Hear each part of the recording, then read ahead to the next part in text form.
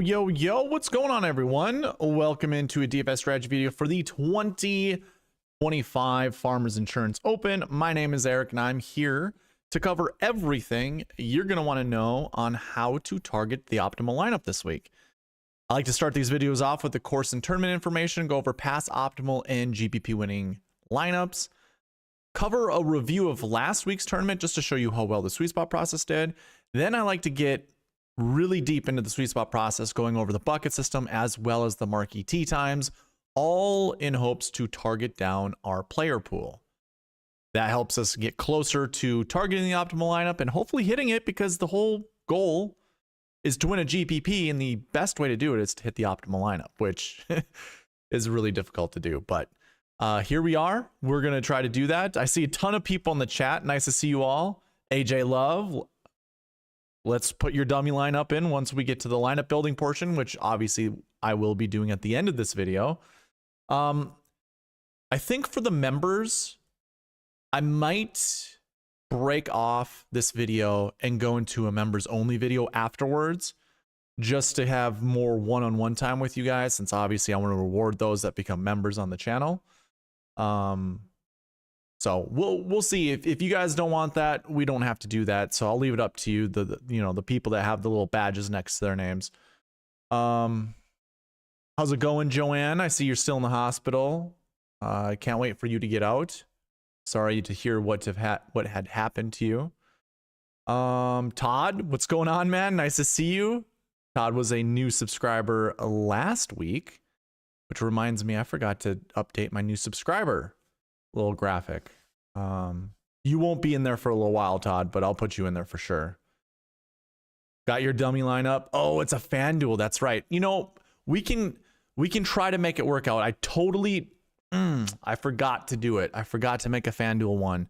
I will work on that this week. I am so sorry. I was up north this last weekend. I didn't have access to a computer. Really didn't get to update a lot of stuff. So we can try to figure out a way to make it work out. All right. So before we get into any of this, sorry for the delay. There was somebody in my chat or somebody in the comments last week that was like, "Oh, you're all talk and no substance." Well, it's a live video. I like to talk to my chat. I like to explain everything so it's clear for everybody. But anyways, let's go ahead and pull up the giveaway page. I need to zoom in for you guys to see it. Now, one thing to note, if you want in on this giveaway, all you got to do is be subscribed to the channel, comment. Whenever after this goes live and it's on replay, comment down in the comment section. You get one entry just for doing that and being subscribed to the channel. Otherwise, if you're here in the live video with me, I'm going to have roll calls after every hour, pretty much. So I'll have somewhere between 2 to 3 roll calls throughout this video. And basically, it's just going to be asking you simple questions like, who's your favorite golfer this week? That'd be a roll call. You get credit just for answering it. It helps the algorithm out. So that's the whole purpose. I'm going to reward you for rewarding me. But you get put into the weekly giveaway. You also get put into the monthly giveaway. This $100 I give away, if you see the subscriber count all the way over there, I'm at 787 out of 800 subscribers. If we can get to 800 subscribers, I will give away $100 at the beginning of the new month. And this is actually gonna be the last time I give away $100, just so you guys are aware. I'm gonna revamp the giveaway structure. I'll always still do the $5 weekly giveaways. I think a lot of people appreciate that. I know like Joanne has won that a ton of times, and she likes to put it towards merchandise, which, you know, I have out there. But yes, if you want a chance to win $100 for the monthly giveaway, just be around, subscribe, you know, obviously get that subscriber count up to 800 subscribers so we can, you know, do the $100 giveaway. And then just comment, just participate. That's all I need you to do. Just participate. So yeah, without further ado, let's go ahead and do this. We have 15 total entries. I forgot to mark these all as, these were all replays. people that came into the video afterwards that left a comment outside of the guy that left a negative comment, which, hey, if you would have answered my questions, I would have probably put you down. I would have no problem doing that. I don't mind negative feedback, honestly. But because you didn't answer my questions, you are not in the giveaway running. And then Daryl Mooney, I have you here this time. I didn't see you last time, so here we go. Anyways, drum roll, please. Good Night 95. He commented on the YouTube video after it went live. It was his only entry. So that's the thing I'm saying. For all of those that are intimidated about the roll calls, you don't have to be here for roll calls. Good Night was not here for the roll call, and he won the $5 weekly giveaway. Get a hold of me, Good Night. I have no idea if you take PayPal, Venmo, Google Pay, anything like that. You let me know. But Good Night won the giveaway. And then these all go into the monthly giveaway. So this will be ran the first Tuesday of the next month. The monthly giveaway. And if we don't reach 800 subscribers, I have some new merch that I will use as a giveaway. So we'll go over that. One thing I didn't mention is when we reach 1,000 subscribers, I'm giving away $1,000 worth of giveaways. That includes 2 $100 cash prizes. So all you have to do here is go to SweetSpotDFS.com and create an account. That's all you got to do. Create an account. You can sign up for free. You do not have to pay any money. You don't even have to put a credit card down, nothing. You just create a username and you put your email address in there. I will be using those email addresses as the giveaway entries. So that's all you have to do. If you're already in there, you're good to go. But let's try to push us to get to 1,000 subscribers. So once we hit that milestone, boom. I'm going to reward the entire community, or not the entire community, but some people in the community with a lifetime membership to SweetSpotDFS.com, as well as an annual membership. So that's $800 in value right there. And then 2 $100 cash giveaways, like I said. So once we get to 1,000 subscribers, we will run that giveaway. And I'll let you all know. I'll blast out an email with everyone's email address in it that's on SweetSpotDFS.com, letting you know when the giveaway is going to be. Yeah, I forgot to mention this in the last video. So those are the main giveaways. I don't think there's anything else to really talk about other than just reminding you that if you want to use the cheat sheet, all I'm going to tell you right now is you can find everything at SweetSpotDFS.com. So go to the website. It's super simple, super easy. Let me move this down. A lot of things you can find on here. You can find the cheat sheet. You can find a way to request the optimizer. It's all under the fantasy tools drop-down menu. I have a new tool that I'll showcase this today in this video. So basically, all you got to do is, again, go to SweetSpotDFS.com. There should be no restrictions. It's not a betting site. It's not a, anything like that. So you should be able to get through whatever hoops and whatever you want to call it to get in here. Yes, cheat sheet. Go ahead, drill down on the cheat sheet. You're going to have 2 types of cheat sheets.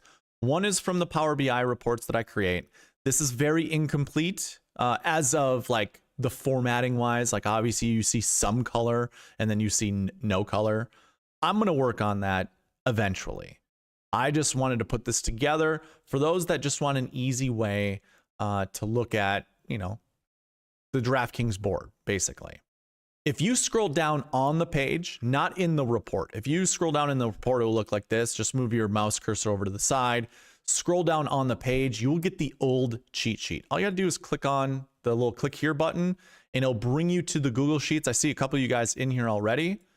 And then you can just zoom in. Everything that I cover in this video, you can actually you can go along with me. You can follow along with me on this cheat sheet. So when I talk about certain golfers, I usually access a page that looks very similar to this, but it's my own. You guys can do that too. And then the bucket system, when we talk about the bucket system, it's here as well. One of the tabs you can see is right here. So yeah, again, you can access this at SweetSpotDFS.com. Now, if you want to access the optimizer that I'll use, here, I'll show you what the optimizer looks like. Forgot to zoom in on this thing. So here is the optimizer. This is what we're going to be using to build lineups a little bit later. So this is for you guys. It's free. You don't have to do anything to access this. This is my version of it. You will get your own version of it. I have mine all marked up with things that I've been doing and lineups that I've been building. But yes, I will showcase this at the end of the video when we build lineups. You can access this by going to the fantasy tools and going down to optimizer. Once you click on optimizer, once the page loads, you will be greeted with a prompt that asks you to put your email address right in here. Request now. I get an email. It's not an automated process, but I will get an email that then I will email you saying, here's the optimizer. So there might be a slight delay, especially now that I'm going live right now, or that now that I am live. So you might not get it right away. Yeah, those are the only other quote unquote giveaways. So obviously you got the $5 weekly, the $100 monthly. All of it requires you to be subscribed to the channel and then, you know, participate basically. So before we get into the rest of the video, let me just double check on chat because I see it's going by pretty fast.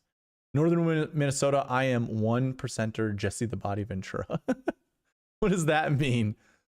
Oh, that's funny. What's going on, Cody Gamble?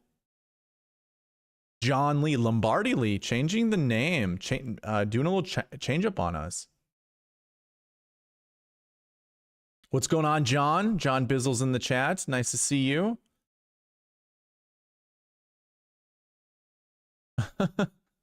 AJ's like, don't worry about the buckets, man. You'll figure it out. Okay. By the way, the tool you see on the screen, it's the PGA Tour schedule.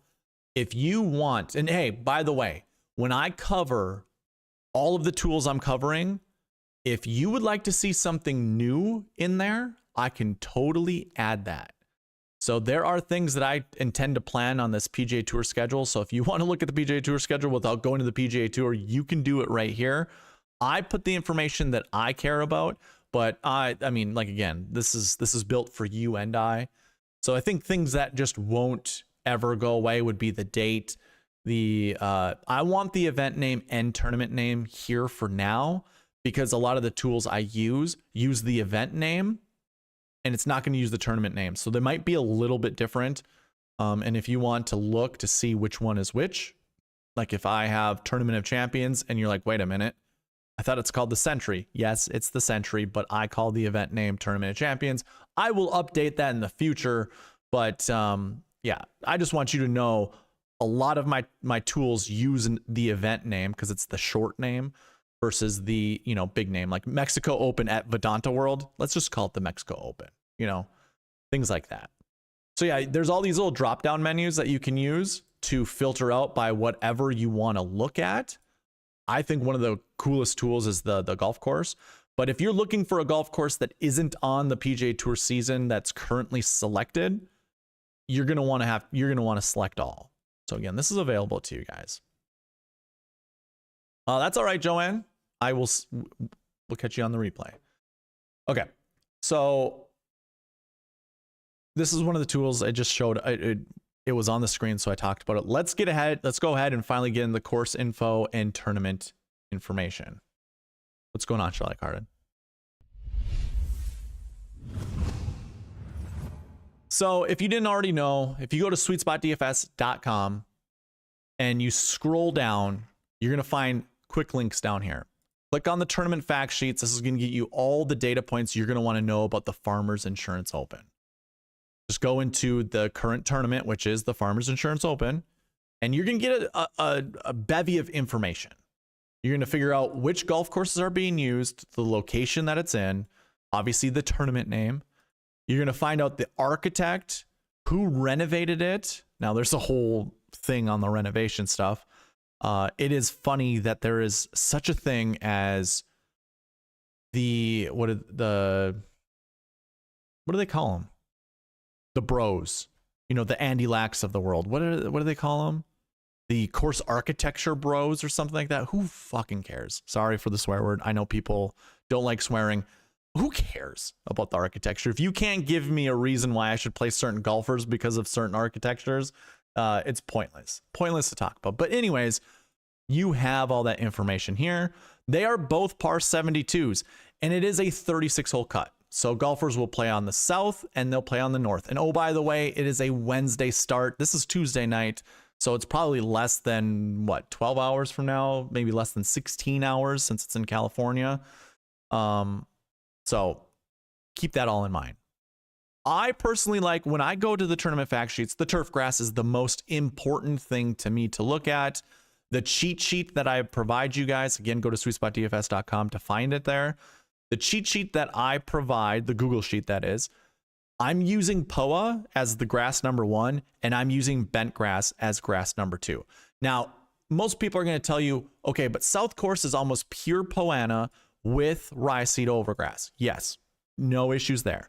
And then people are going to talk about how the North Course is 100% bent grass. However, because there's POA, which is an invasive grass, there's a lot of POA on these greens, which is what happens with POA over time. So regardless of that being true, we're still using POA and we're still using bent grass when it comes to that cheat sheet. And that's what I'll be using as my model too, like modeling that out as well. I'm using those two grasses. Ryegrass acts a lot like bent grass. Their characteristics are very similar. They're not exactly the same, but they're very similar. So I really have no issue just doing bent grass if you don't have access to ryegrass as one of the grasses or the turf that you can use in your models. Just use bent grass. In fact, if you want to combine both ryegrass and bent grass, no issues there at all. The one thing to note though, the rough is going to be thick. Thick with 2 C's thick. So finding the fairway is important, but this doesn't have a high percentage of hitting the fairways like neither of these courses do. Pretty narrow fairways, relatively speaking, I should say. So power is something that everyone's been talking about in the industry. Power, driving distance. You want off the tee guys that are mashers. Yes, because they can provide enough, or they can produce enough club head speed to get the ball, not only to launch the ball far off the tee, but also to extract it from the rough. So it's a win-win if you're a power hitter at Torrey. So those are the things that I'm sure you've heard all over the industry. There's nothing new to that I'm providing you guys if you've been listening to other podcasts out there. So this is the golf course. I also like to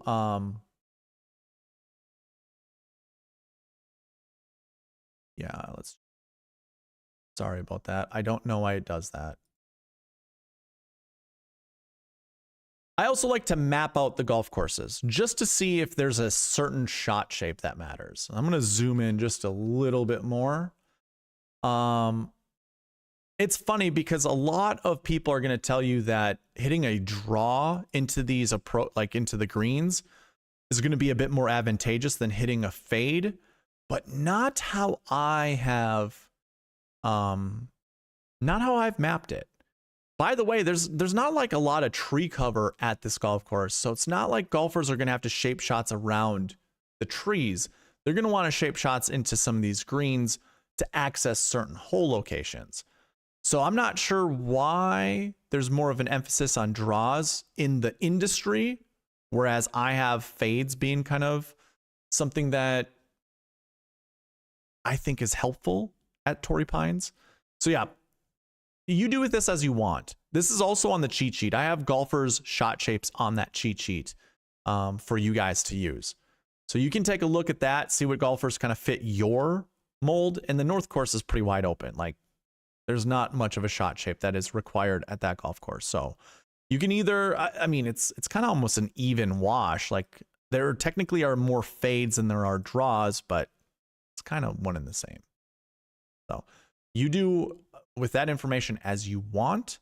Now, the golf course, or the tournament, I should say, is going to be a 36-hole cut. We have 2 golf courses. They will play both of those golf courses, and then once the cut happens, they go straight to the south course and just play the south course Saturday and Sunday. So the north course is only used once during the tournament. Your strength of field is 346 when we combine that to other year, or not combine it, but compare it to other years. 346 in 2025, it was 414 in 2024. In 2023, it was 318, so we're kind of in that ballpark. In 2022, it was 463. What a falling from grace from 2022. Do I have it for 2021? I do not. Okay, so really, 2023 and 2025 kind of match up. 2024 and 2022 kind of match up, which is interesting. I heard like a golfer does well every other year at this tournament. I can't remember who said that and who it is. Oh, who was it? Was it Sam Ryder? I think that's what it was. I think Pat Mayo said Sam Ryder plays well here every other year.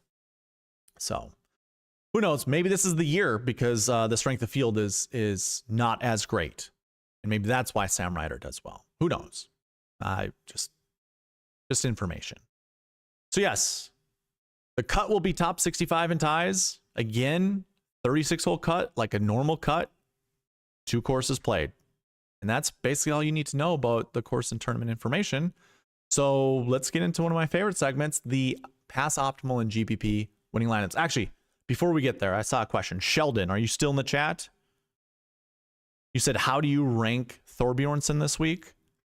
Let's see. I have him 71st in my model, which is not really a detriment, if I'm going to be honest.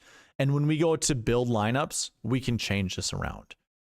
My model has been consistent throughout the last 3 years. And I'm doing that basically because I'm trying to figure out, I like to compare lead-in stats to tournaments. So I like to compare a lead-in model and just see how that works every single year. So 71 may be fair, 71 may not be fair, but yeah, that's obviously middle of the pack. There's 156 golfers in the field this week, so that's right in the middle. I think anything less than 100 is definitely in play. Like in my sweet spot rank, I think anything less than 100 is fine. So my 2 cents. Okay, let's get into Pass Optimal and GPP winning lineups. And I get to showcase a new tool. I'm really excited about this. I didn't even realize I was that far off the screen. I have a new camera position, so that's interesting. I get to showcase a new tool, which I'm really excited to showcase. This is called Historic Salary Builds, and you can find this on the website under Past Salary Builds. So it's the drop down for fantasy tools. Now, what is this? This is basically a zoom out level of what type of salary builds have made up of certain lineups. So I guess maybe I should back up a little bit. You have 3 lineups. I keep track of 3 lineups. I keep track of the GPP winner, the GPP winning lineup. I keep track of the optimal lineup, and I keep track of what I call the sweet spot optimal. Now, the sweet spot optimal is a lineup that beats the GPP winning lineup and tries to use all $50,000 of the salary. So it's basically the best lineup. Most of the time, it's the best lineup that's $49,600 and above salary being used. And on this tool, you can see salary used right here. So it kind of proves that. You see there's 49.5, 49.6, 49.9. The reason that this was 49.5 last year is because I could only find one lineup that was going to beat the GPP that used greater, like this is as close to 50,000 as I could find, is 49,500 and also beating the GPP winning lineup. Now, the reason that I do this is I'm trying to make lineup building easier for you guys. I've been on record of saying this several times. When you leave more money on the table, you actually open up more combinations of lineups that you can build. And you might scratch your head like, how is that possible? Well, when you keep it very restricted to the lineups you can build, so if you're going to use $50,000 of the salary, you obviously can't put together 6K golfers. You can't even put together 7K golfers. The average salary remaining on DraftKings before you even put any lineups in is $83.33. So if you're not using golfers that are above that salary as well as, or that remaining salary as well as underneath it, you're never going to use up that salary. So think about that. Normally you only have 4 10K golfers. Normally you only have 8 9K golfers, if that. Sometimes you have 6. So right there, that's somewhere between 10 to 12. And then when it comes to 8K golfers, sometimes you have 10. Sometimes you have 8. So we're looking around like 18 to 22 golfers between the 8K range and the 10K range. That's it. That's it. Everyone is underneath that range of salary remaining. So if you think about it, if you have to use some golfers above that salary range, that removes the amount of golfers you can pick underneath the salary range. And underneath the salary range, that remaining salary is what I'm talking about on DraftKings, the $83.33 before you put any golfers in. Underneath that remaining salary, you have around 120 to 130 golfers, somewhere in that range. Well, if you can only select 3 of them now, that reduces the combination of lineups you can build. So when people are like, oh yeah, I'll leave a lot of money on the table, it's like, well, good luck. The actual odds of you hitting the optimal lineup, leaving a lot of money on the table is far less than if you spend most of the salary. And that's what I'm trying to achieve with the SweetSpot Optimal, is to show you guys, oh yeah, I can spend almost all of my salary and take down a GPP and be this close to actually having the optimal lineup. Where the optimal lineup might leave $5,000 on the table and it's like, good luck. Like the amount, like the combination of lineups that you can actually build when you use 6 golfers that are underneath 83.33 is not only like, it's a ridiculous amount of lineups you can build more than if you didn't do that. I'm talking in the billions, like millions at least, 2 billions. Like I can't remember the exact number that I uncovered, but I think it's like you could build trillion different lineups if you use, not a trillion, that's too much. I can't remember what it is. It's a large number though. It's a very large number. Whereas if you only allow yourself to, you pick 3 golfers that are 8K and above, it reduces the amount of lineups you can actually build. And when you narrow the amount of lineups you can build, it's going to be easier to take down a GPP. I will have a video out on this somewhere down the road. We'll go over the amount of combinations you can actually build with lineups, and I will continue to prove why it is silly to leave a lot of money on the table. That's the whole thing that I'm mentioning. And that, has nothing to do with the Farmers Insurance Open. So I appreciate you guys listening in on that. Okay. So coming back to this, I mentioned that because of the SweetSpot Optimal, we're trying to spend nearly all of the salary, and that's where the SweetSpot Optimal comes in. So I have 3 different lineups, and when I don't select any of these filters, which that's what these are. So when you come to this page and you take a look at this, all you got to do is select one of these filters, whatever one you want to look at. If you don't want to look at any of them, you leave them unselected. And what it looks like when it is selected is that dark gray, almost black color. So when we do this, we just look at the zoom out level of all of the lineups. These go back to, I think, 2019. So I got 2019, 2018. Okay, so 2018. It goes all the way back to 2018. Those are the total of all the 3 lineups going back to 2018. So you saw one was missing in there. I'll have to take a look at that. 80% of those lineups include a 10K golfer. That's this little this little visual right here. 80% use 10K golfers. That's the GPP winning lineup, the optimal lineup, and the sweet spot optimal. If we drill down into GPP, 66%, and you can see the breakdown over here. You got 10K, 10K, 10K, 10K, 9K, 9K, and you can see how it's built out.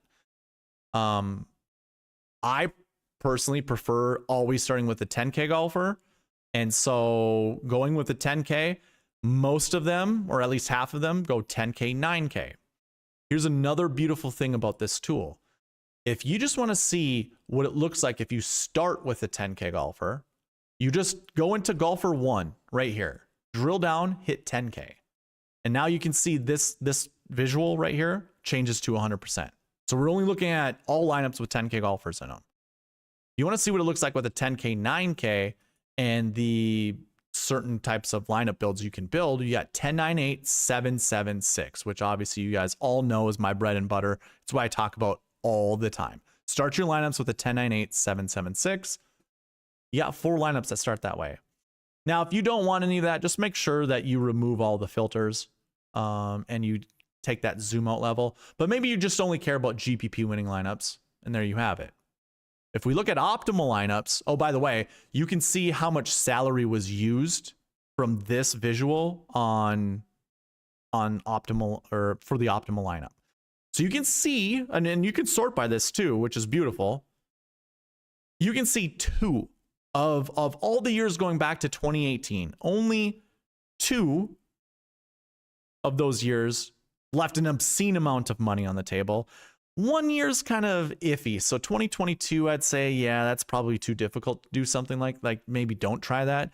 But you've got 4 years where the optimal used 49,500 and above. So just even going by optimal lineup standards, use your salaries, use up the salary. And when it comes to sweet spot optimal, again, these are lineups that would take down a GPP. You can see that the lowest salary used is 49,500. So this is wonderful just to kind of get a zoom out level. If you want to look at what all lineups look like, you just hit the little eraser mark up here, or you can go select all and then deselect, select all, and that will show everything. I have, let's see, how many lineups? We have, let's see here, is there, okay, yeah, okay. We have 935 total lineups that I have recorded over the last, since 2018. Of 935, 125 of them start out 10, 9, 8, 7, 7, 6. That's 13% of those lineups. But you guys can go ahead and take a look at everything else. 10, 9, 8, 7, 6, 6 is the next. Then it's 10, 8, 8, 7, 7, 6, 10, 9, 7, 7, 7, 6. And again, these are all the 3 different lineups that I record. GPP winner, optimal lineup, and sweet spot optimal. If I drill down on sweet spot optimal, 21% of those lineups are 10, 9, 8, 7, 7, 6. And it goes 10, 9, 8, 7, 6, 6. These are things you've heard from me. That's 30% of your sweet spot optimals. 10, 9, 8, 7, or just going 10, 9, 8, 7 and then determining, do you want 1 6K or 2 6Ks? And if you don't want 2 6Ks, you just add another 7. Simple as that. So this tool is available to you. You just have to be a free member. After this month, it will only be available to those that pay. So if you just want to go and take a look really quick before I put it behind a paywall, you're more than welcome to. February, whatever that tournament, the first tournament in February, I will change this to being put behind a paywall. Now, if you want a more zoomed in level, you just go to the past optimals page. And we can, again, you can put whatever tournament you want in here. We'll go ahead and type in the farmers. It was already loaded. I already had it preloaded for you guys. And we can see this first little box up here is the summary box.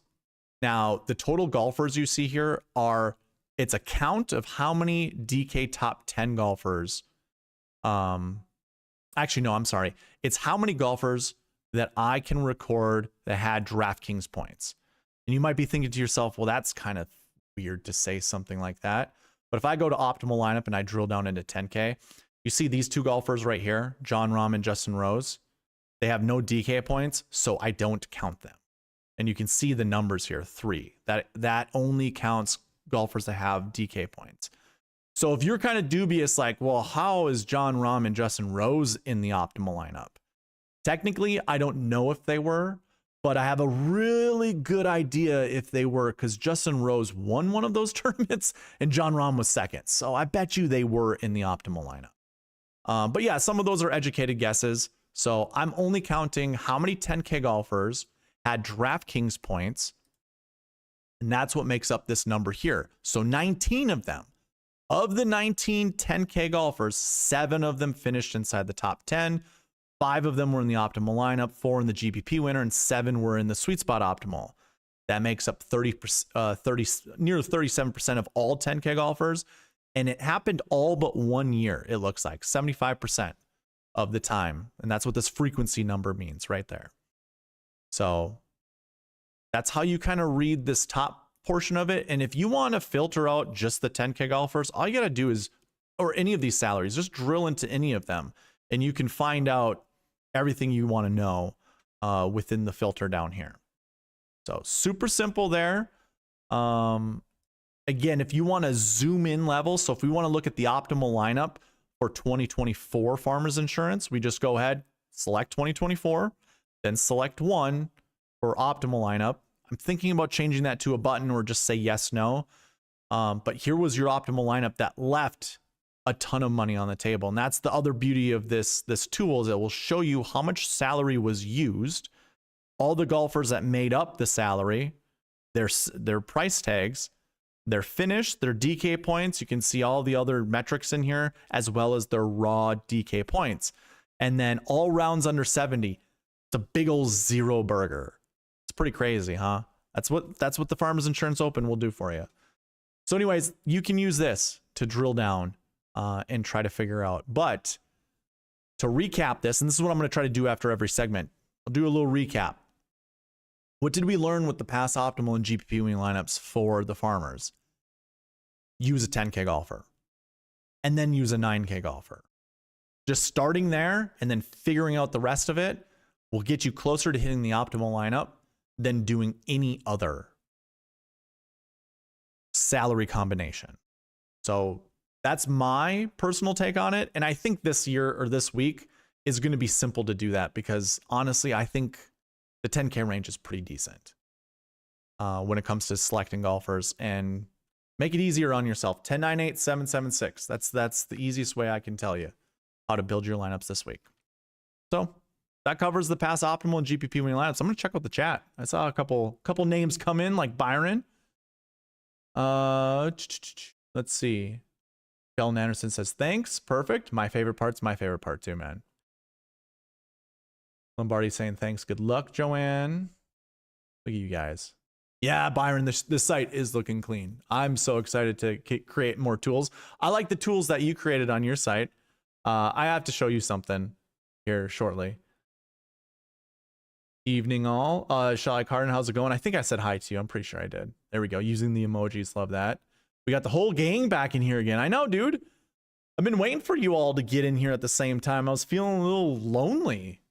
Like, I was looking at previous videos just to see what I've said in past videos and see how much of it, you know, I can still relate for this event.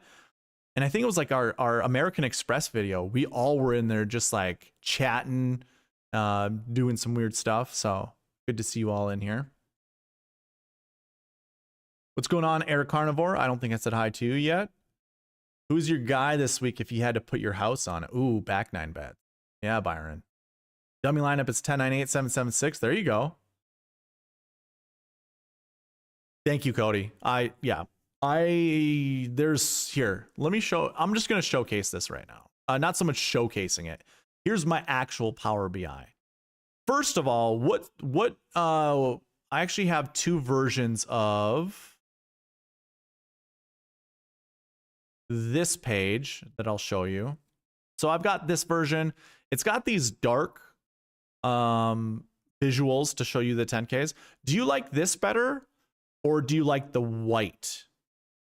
I just don't know if it's too much white. I don't know if this is an eyesore. It looks cleaner. I do intend to put a couple filter buttons here that will actually open up more filters for you to use. So there will be buttons. I think I'll move this up to up here, and then I'll have the buttons down here.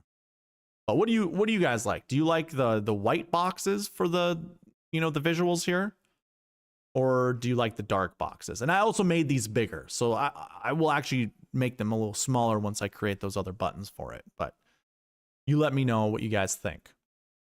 And then just to add, it's funny because Byron was talking about, or he was showing something that he has for a tool, and this is all messy, and I'm messing around with stuff. But what's kind of funny is, let's see, is it this one or is it this one? It's this one. So Byron kind of has these, what were their positions after each round. So for the American Express last week, we just like, click on SweetSpot here. Not that it really matters. It's not showing anything. You can see he had 3 rounds under 70. Oh, he didn't even hit his 4 rounds under 70 bonus. But after round 1, he was in 8th position. After round 2, he was in 3rd position. And after round 3, he was in 1st position. Then he ended up winning the tournament.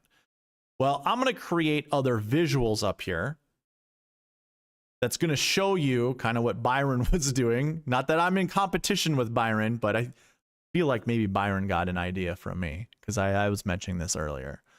But it will show you their average finishing position after each round, their best finishing position, what is their average finishing position if they, I'll have filters in here if their round 1 position was 10th or better or 20th or better, stuff like that. So this is a tool that I plan to release at some point in time. I'm just trying to figure out everything as to what I like on here, how I can make it look a little bit better. But yeah, I'm excited for this. So that's one tool. I have another summary that, don't mind all this stuff up here. It's me testing out different different calculations and stuff like that. But yeah, this will be your round. This is your detailed round by round analysis. So it'll show you after round 1, what was their off the tee stats, stuff like that. So for those that are like, well, I'm just waiting for you to actually provide me a tool that looks like, Rick Run Good's website or Fantasy National or something like that, it's going to be there. But SweetSpot DFS is about hitting the optimal lineup. So I really only cared about creating these tools first. And of course, there's the cheat sheet and the schedule. So yeah, super excited. Still working on stuff, building things out. So last week, Darbo kept saying we're not playing Jason Day. I'm sorry, but that kept running through my head all week. I know, dude. Yep. And Sepp Straka showed up on in the optimizer a lot. And I just kept saying, nope, not playing Sepp Straka either, or not playing that much Sepp Straka. So yeah, swing and a miss several times. All right, let's go ahead and review the American Express. So the first thing that I do is I kind of go to the summary page and I take a look at this column right here that says success. This year's totals and success. To make a Y out of this box, there's a calculation in here, guys. There's a calculation. It's not me just putting Y's or no's or Y's or N's.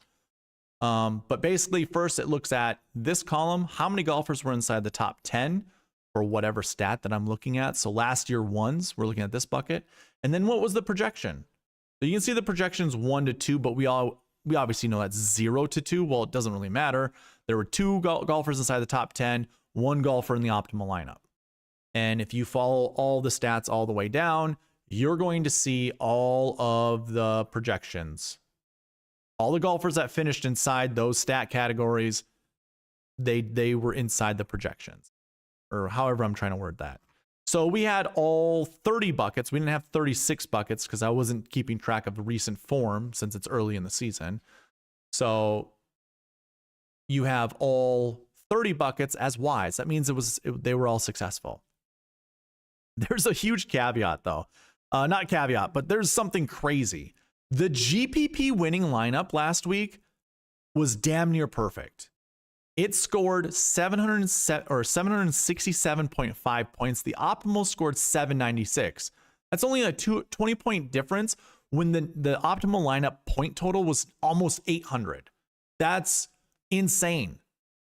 Like it's crazy to even I don't even know how to explain it. But that's very, very unlikely to have something that high. So basically what I'm trying to tell you is this sweet spot optimal was 1.5 points below the GPP winning lineup. So technically the process did not work. And one of the big issues why is kind of what you said about Jason Day. AJ, you were talking about Jason Day. I said don't play him. But also why it didn't work out is because if I go to the Marquee Tee Times, it is the one time the Marquee Tee Times actually included golfers from the same group in the optimal lineup. So I'm going to go ahead and highlight every 2 golfers because that was the Marquee Tee. These are the top groups in the Sweet Spot the top groups in the tournament based off the Sweet Spot score. And Justin Thomas and Jason Day were both in the optimal lineup. They're also both in the GPP winning lineup, and that's what really tanked me. Or it really tanked the Sweet Spot optimal. So that's the one time I've been keeping track of this since the century. This is the first time that we had a golfer or 2 golfers from the same group be in the optimal lineup, because those are the rules. With the Marquee Tee Times, you don't pair up golfers together in your lineups that are playing together Thursday, Friday. But you also had Patrick Cantlay.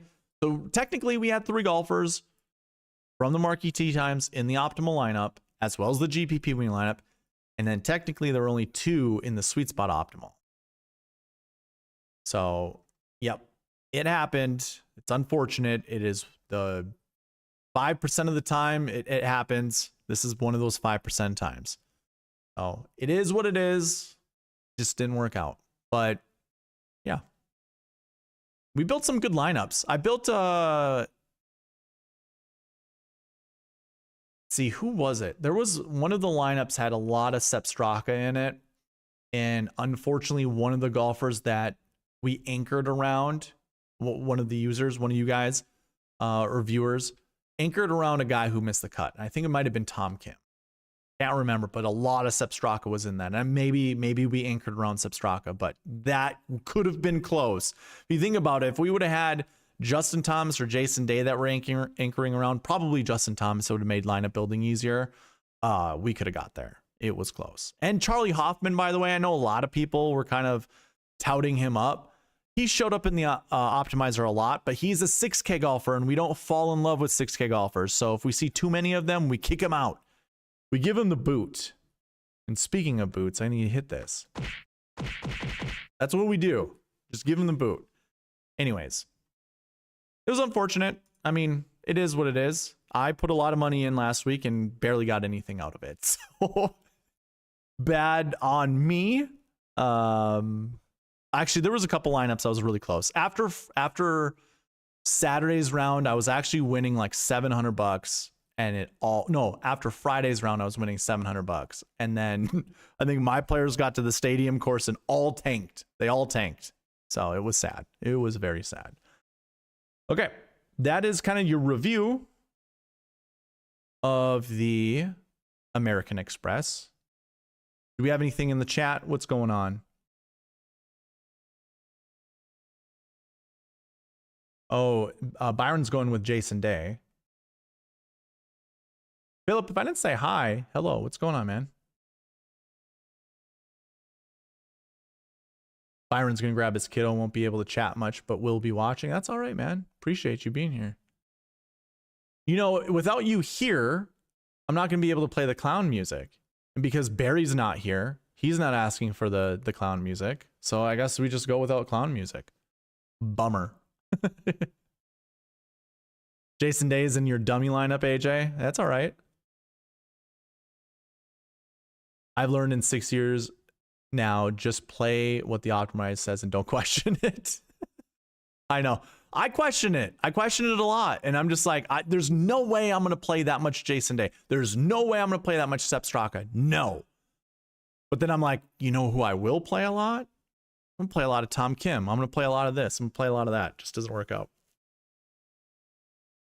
Do you know the average yardage into greens on approach for the farmers? I do not. Not right now. Goes against the #1 rule. Right. I don't think anyone ever says play Straka. You know what, though? So I like to watch a lot of the broadcast on PGA Tour Radio. I actually value a lot of what those guys say. Like, oh, man, I forget the guy. Was it John McGinnis? Is he still alive? Did Mark Carnevale die? I think it was Mark Carnevale died. I'm trying to remember the names that I listened to. But like, I absolutely enjoy everything they say, and Sepp Straka is one of the best drivers. There's like, the guy hits it so pure, and it's like, and obviously golfers can be off from time to time, but if that's his strength, it was a bummer not to really think about it, for that tournament, because again, Sepp Straka showed up a lot in the optimizer, a lot, but because of my bias as to who I think Sepp Straka is, I didn't play a lot of Sepp Straka. I just let him be at the exposure level that I set him at, which was probably like 14%. So it's not like I didn't have my fair share of Straka. I just paired him up with the wrong guys. And that's the whole thing with DFS lineup building, is you got to put the right guys together. You can get it right on one dude, but you got to put them all together. And obviously I didn't, because you love small hands. Here, last year when I was giving Byron a lot of crap about playing small hands Tom Kim, it was because he sucked, and Byron was touting him up like he was good. hey, brother, he won two events and within the last 6 months. It's like, yeah, but he sucks now. We got to remember, you got to play golf that way, or we got to think of golf that way. Sometimes people, they get in these little slumps. So anyways, all right. Enough of that.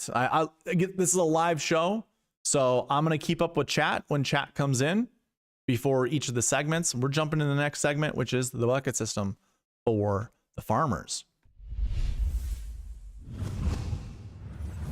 So you can follow along with me, by the way, as I go over this, because we're going to go into the anchor buckets. We're not going to talk about all of the buckets, but just to give you a refresher on how to use them, basically go into the filters on the cheat sheet. Again, yours looks just like mine.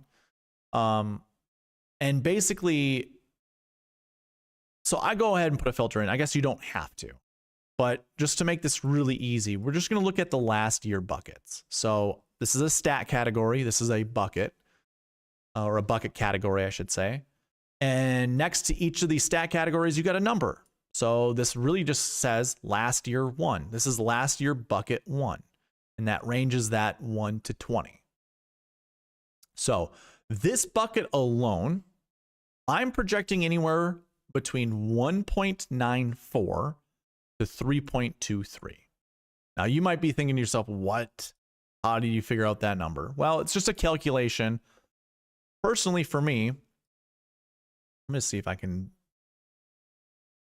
Why is this so? Oh, I'm zoomed out too much. That's why. Okay, 150. Perfect. So this is just a calculation. And the way to react to this calculation is don't care about the decimal point. Almost remove, any number to the right of the decimal point.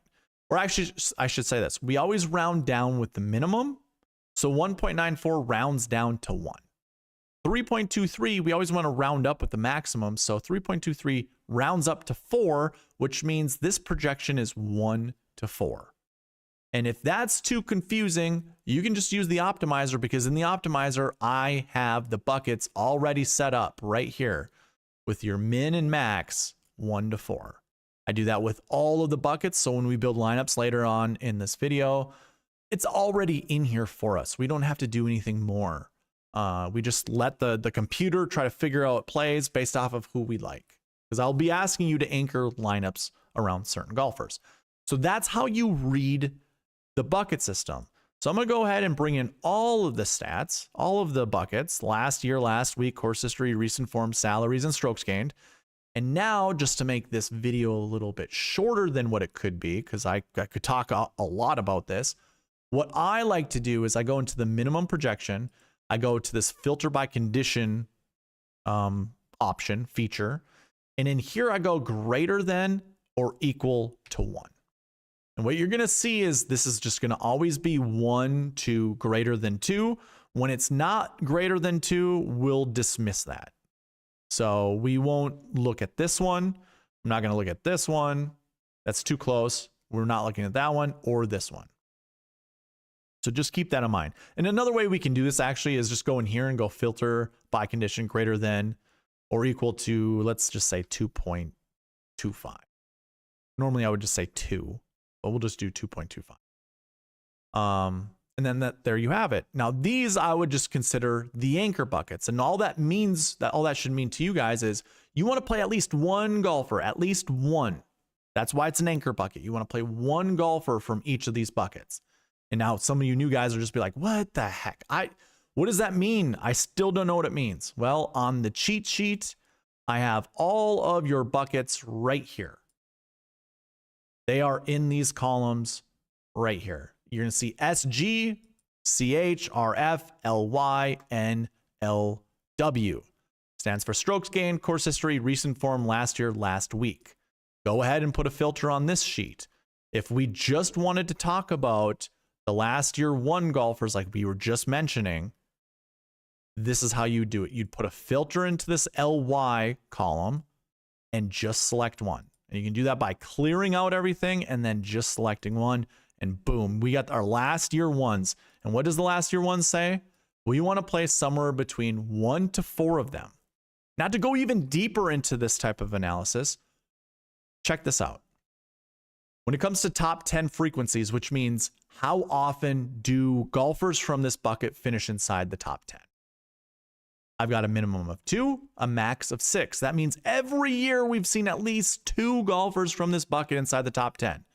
That doesn't necessarily mean you play 2 golfers all the time, because we could have multiple 10K golfers that finish inside the top 10. If one finishes 10th and the other one finishes 9th, having both of them on your team probably isn't going to net you a GPP win, because they're not going to score enough points based off their salaries and what you're able to do with the rest of your lineup. But it still counts as them finishing inside the top 10. Just keep that in mind. Now, another thing you can look at, optimal lineups, the frequency here. How often have we seen golfers from this bucket inside the optimal lineup? At least once. Every single year that I have recorded stats for optimal lineups, at least one. That's 100% frequency rate. When it comes to top 5s, not so much. We have seen a 0 in there. So, and this goes by success rate, not frequency rate. So anyways, 1 to 4.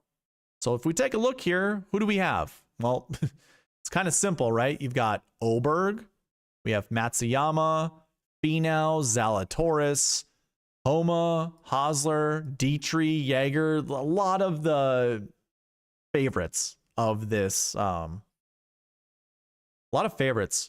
tournament. Here's the beauty of the bucket system.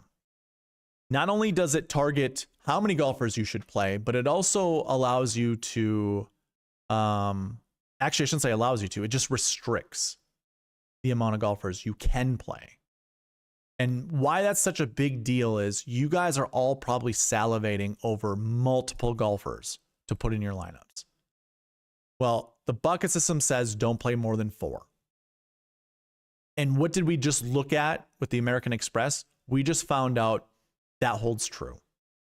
It was 100% success rate with the buckets for the American Express. I haven't tracked this in a long time, but I have an over 90% rate of the buckets being 100%. 90% having all the buckets correct. And I have not seen anything lower than 31 out of 36 buckets, I think, in the last 3 years. So up to 5 buckets can be, wrong. So you do with that as you will. Like, I don't care. If you have a little skepticism where you think maybe there's going to be 5 golfers from this bucket to finish inside the top 10, go for it. And why the top 10 matters so much to me is because it's really the only way to ensure you can take down a GPP is having all 6 of your golfers finish inside the top 10. It gives you a little bit of a cushion because we're not trying to find the top 6 golfers. We're trying to find golfers who finish inside the top 10. 6 of them that finish inside the top 10. And if not, maybe some of them will finish top 20 and you still can take down a GPP. So anyways, lots of good names. And I made a beer bet with Byron. And this is primarily why. I'm actually going to go a little bit deeper with this analysis like I used to. I think Shalik Harden remembers these times that I've done this. I'm going to do combination buckets. And actually, I was providing that as a tool that I will create also. I'll have a whole bucket system page on the website eventually. I'm keeping track of all the data. So when it comes to some of these combinations, I made a beer bet with Byron, Will Zalatoris, Beau Hosler, and Mark Hubbard. Those 3 golfers. Why those 3? Well, when I go into here and I drill down into one, they're the only 3 golfers that are last year ones, last week ones. What does that mean? Some of you guys probably don't even no clue. That means they finished inside the top 20 of this event last year, and they also finished inside the top 20 of the event last week. So I want to show you something. If I go into, and I'll actually zoom in now, maybe a little more. Can I go 200 without blinding you guys? Okay. So wait, this is 2025. Let's go to 2024. I'll go ahead and put a filter on this. And I will go A to Z. These are top 20 finishes from the year before. Remember, I keep track of that. So basically, we're only looking at these golfers right here. Xander Schauffele is the only one that was a last year one, last week one. I'm sorry, that's not the right one. Right here. The American Express. This was last week's tournament. Can't really tell. Here, I'll do this. I'll flash a color on screen. This column right here, the one that's black. He's the only one that had a top 20 finish from the American Express that also had a top 20 finish from the year before. And again, you can see that in this one, this column. So, okay, that's just 1 year. That's 2024. Go to 2023. And I go, only the last year ones. We've got Rahm, Day, Sungjae, Taylor Montgomery. Those are the only 4 golfers that had top 20 finishes from the American Express as well as a top 20 finish at the Farmers the year before. Taylor Montgomery is the only oddball out, but look at this. You get a 4th place finish in Sungjae, a 7th place finish in Day, and a 7th place finish in Jon Rahm. Sungjae was in your optimal lineup, Day was in your GPP winning lineup, and Jon Rahm was in your sweet spot optimal. Okay, that's 2023. 2022, I mean, like, you're going to get the gist. And I just want to show you how crazy this is. So again, I'm just going to highlight all the golfers that fit those combo buckets. You had Zalatoris, Rahm, and Luke List all in the optimal, or not Luke List. I'm sorry. Lonto Griffin. I saw, I got a little excited. Lonto Griffin. So, and then Francesco Molinari. Molinari was not going to win you a GPP, but you want to know what he did? He scored you 67.5 points. It's not a lot of points per se, and it's probably not going to help you win a GPP, but you still made the cut. And in some of your contests, that's still going to make you money. So right now we're sitting at a 100% cut rate for golfers who top 20 the year before, as well as top 20 the week before. But I'm just going to continue to go down the list. 2021. And I mean, I'm just going to show you this because I'm a proof guy. Show me the proof. Here you go. 2nd place finish, Tony Finau. He's the only one that qualifies for that combo bucket of last year, top 20, as well as last week, top 20. So then we go to 2020. And we look at this one as well. I won't lie. I didn't go through all of the years, but I went through most of the years. Okay, so now we finally hit it. This was probably where I went to. This was the first year that we have missed cuts, and that's Bud Cauley and Sepp Straka. But we got Tony Finau, who fits that mold. 9K and above, 13th and 14th place. So now we gotta figure out who profiles like Bud Colley and Sepp Straka. Maybe that is Mark Hubbard. Maybe that's Mark Hubbard might fit in that mold. Let's see where we go back to 2019. This is where the wheels actually might fall off, if I'm going to be honest, because I didn't go back every single year. Abe Answer's the only one that fits that profile here, and he missed the cut. So yeah, the steam is rolling out of the engines. We got that here with John Rahm, Charles Howell. I mean, Rahm didn't finish super great. Made the cut, I suppose. We have a missed cut in Harmon, and we got an 8th place finish in Harris English. And a 29th place finish down here with Brendan Steele. So we're not batting 100 anymore, but the results are still pretty decent.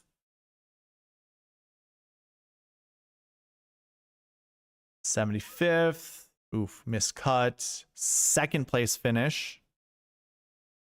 So when I made that beer bet with Byron, the premise of that beer bet was, here's what the beer bet was. I said to Byron, of these golfers, let me see, where can I get to? Right here. Of these 3 golfers, they all will make the cut, and 1 to 2 of them will finish inside the top 10. Now, he didn't like that, so I just said, okay, 2 will be inside the top 20. Because I do believe one of these guys is going to finish inside the top 10. And the fact that you only have 3 options that you have to choose from should make lineup building a little bit easier. Obviously, Will Zalatoris is your favorite. If you want to pivot from Will Zalatoris, instead of pivoting from his salary from 95 to like 93 or up to 96 or whatever, wherever the golfers are around, maybe you pivot to one of these guys and just have one of these dudes in your lineup. So that's my 2 cents. And like I said, I didn't go further back than 2021, and that's when it finally bit me. So it's not 100%. But I like my chances. And I really like Dumpy Bo this week. For whatever reason, I think this could be one of the tournaments. This is going to be, for whatever, I just think this is a good tournament for him to win. Yeah, I also like Will Zalatoris. I think this is a perfect golf course for Will Zalatoris. Everybody does. So it's not like I'm going out on a limb and saying something like that. And quite frankly, I don't mind playing both of them either. Going back to the bucket system, that was kind of like a, very intricate way of looking into that. To make this quicker, we're just going to look at, basically, I'm going to go into this bucket total section and only select 30 or less, which really, maybe we do 31, I guess. Up to 31. There we go. So we already went over last year ones. We already covered that. Next is course history 2s. And this is also a 1 to 4 bucket. So again, you have your filters on. You go into course history, clear that out, and just select 1. And is it just the 5 golfers? That can't be. That's not right. Should be 22. So what other filter do I have in here?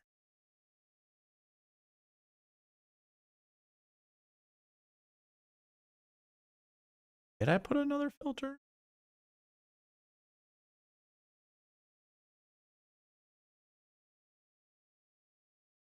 Oh, am I looking at the wrong one? Course history 2s, not course history 1s. Okay, yeah, I'm stupid. Course history 2s, there we go. Yikes. So of golfers from here, 1, I don't think we spend too much time looking at 6K golfers. I think we just want to look at 7K and above, and the projection here is 1 to 4. I would have went with Hideki first and foremost. My dummy lineup has Hideki Matsuyama in it. I'm just like, well, why not? The guy's a machine right now.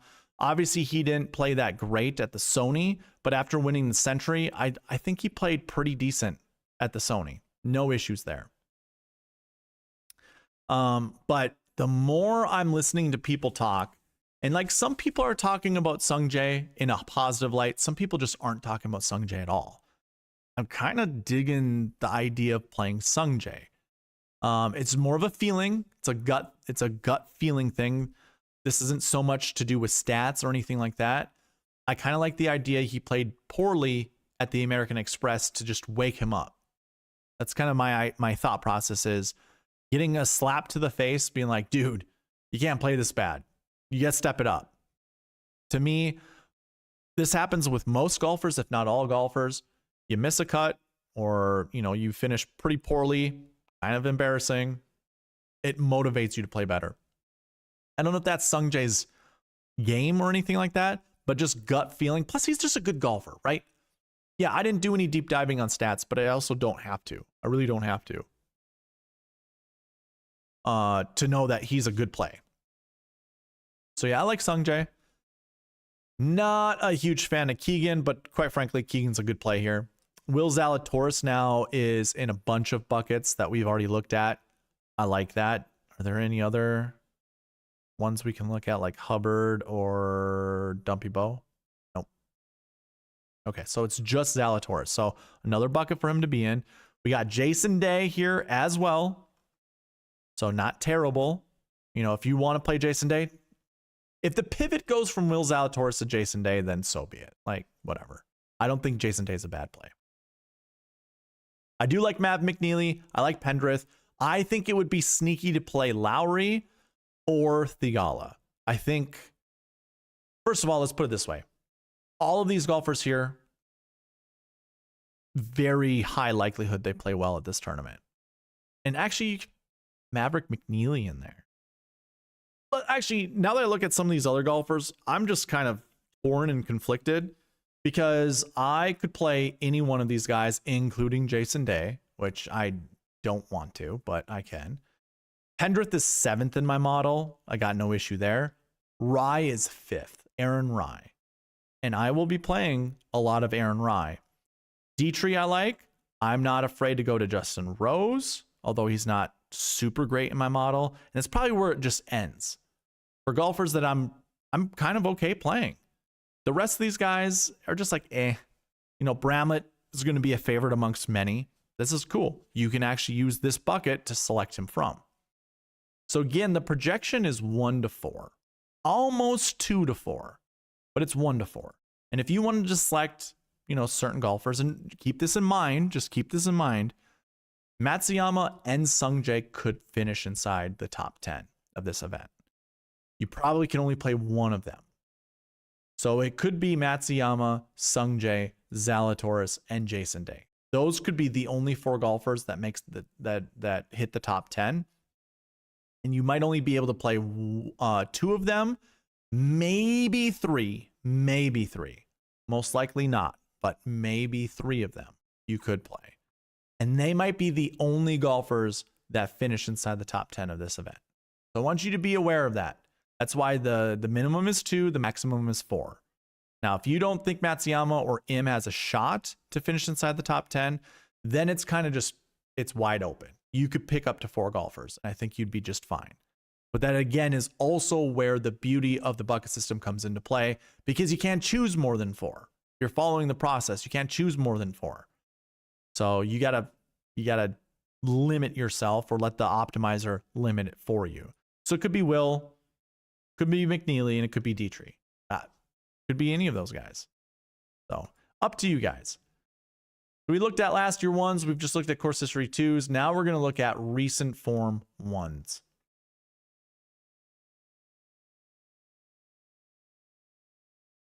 So go ahead and apply the filters. If you're following along on the cheat sheet, again, you can access that at SweetSpotDFS.com. Go under Fantasy Tools and find the cheat sheet there. We want to select, what was it, 1 to 3? 1 to 3 golfers from this bucket. There are only 14 golfers to select from, and we've seen a lot of them now show up in other buckets. Matsuyama being one of them. This would be the second time we saw Ludwig, so I got no issue playing Ludwig. We have Bradley here again. This is the first time I think we saw Grazerman. Zalatoris, obviously there's Dumpy Bow and Mark Hubbard. Those 3 guys, this is where it gets tough. This is probably why my optimizer, when I was building lineups already, why it wasn't selecting these 3 guys if I had it pick a 10K golfer. Or maybe that's why I was doing Sung Jae instead of Oberg or Matsuyama, because I was messing around with the optimizer before coming on, and it was not doing Oberg. I really wanted it to. I just made it select a 10K. Didn't matter which one. And now that I know why Oberg and Matsuyama wasn't chosen, that changes things for me a little bit, because I do want access to Oberg with one or two of these guys, and it might be those three guys.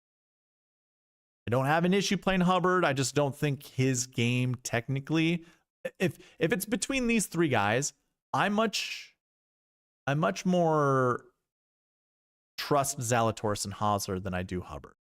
So that's my 2 cents. But here's again, the beauty of the bucket system. I will continue to harp on this till the day I die. The beauty of the bucket system is it's telling you what your min and maxes are for how many golfers you should play from here. So again, this is 1 to 3 from this bucket. Lots of people are liking Alex Smalley this week. I don't know why. He's got the laugh of a serial killer, and it should scare the hell out of you. Gary Woodland's another guy that people are choosing. I know people like Steven Yeager. I think Byron and or Kenny, or maybe you're just talking about the American Express with Lauer, although Kenny keeps calling him Lower. Maybe that's what he just whispers to Justin Lauer. Lower. People like JJ Spawn. Well, guess what? You got to pick 3 dudes at most. That's it. 3. Don't select more than 3. So who's it going to be? Are you going to go with like the lower class golfers compared to the rest of them, relatively speaking, I should say?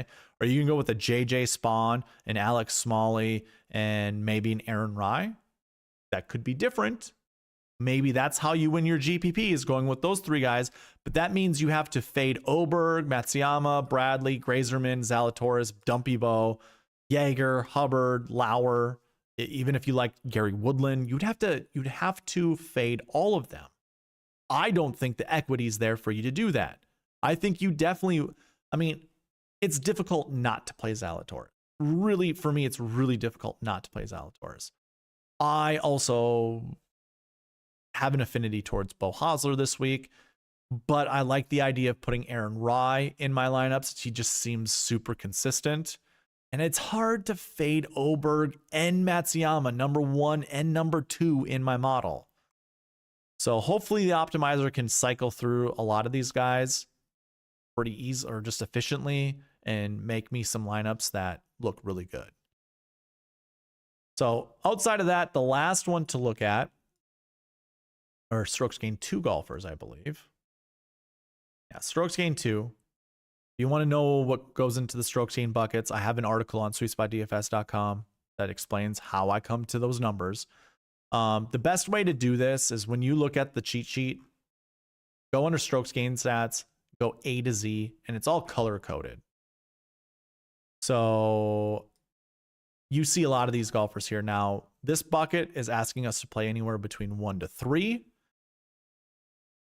And actually, we don't have a lot of great names, but we have very interesting names. Like Oberg seems like one of those locks. Same 2 does Jason Day. But then we've got Pendrith, Clanton, Bowe, Thomas Dietrich, Justin Rose, Patrick Rogers, Fishburne. I like a lot of those guys. I like the idea of playing Sam Stevens. I heard he plays long golf courses pretty well. The Harry Ish, probably not gonna go that route, nor do I really care for Taylor Moore. But then we've got some cheaper golfers that are interesting to play. Now, the maximum is 3. So keep that in mind. If you are anchoring around Oberg or Hosler like me, and same goes with Thomas Dietrich, any of these guys actually, you will lose access to these golfers down here. That makes sense. I wanted Matty Schmidt in my lineup a lot, and I couldn't get him when I was building lineups before the stream. I also kind of like Hayden Springer this week. Aldrich Poteether, as my fellow South African friend tells me how to say it. Not Potgeider.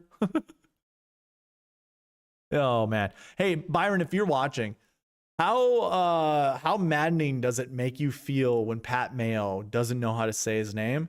Same goes with Tambo. Or any of the other fantasy content creators, fantasy golf content creators.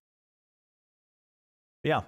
This is also the beautiful thing about the bucket system. We just want to select up to 3. We don't want to select any more than that. 1 to 3. And there's a lot of good golfers in there. So that's your bucket system.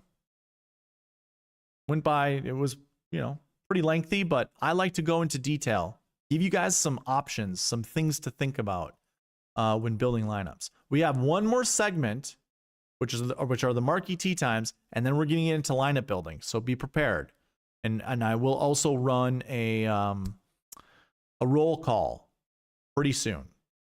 Don't put your lineups in yet. I see Ryan already did it, but save that till the next one. I'm gonna catch up with chat and take a look here before I get into the next segment. I just threw my kid down so I could defend myself here and say it was banking on his upside. He does suck now though. Shoot, I forget who we were talking about. Bill Smart, what's going on, man? You still in the chat? I just saw your LF Go, I should say. I never played him. AJ, you talking about Jason Day? You have Hubbard in your dummy lineup. Love it.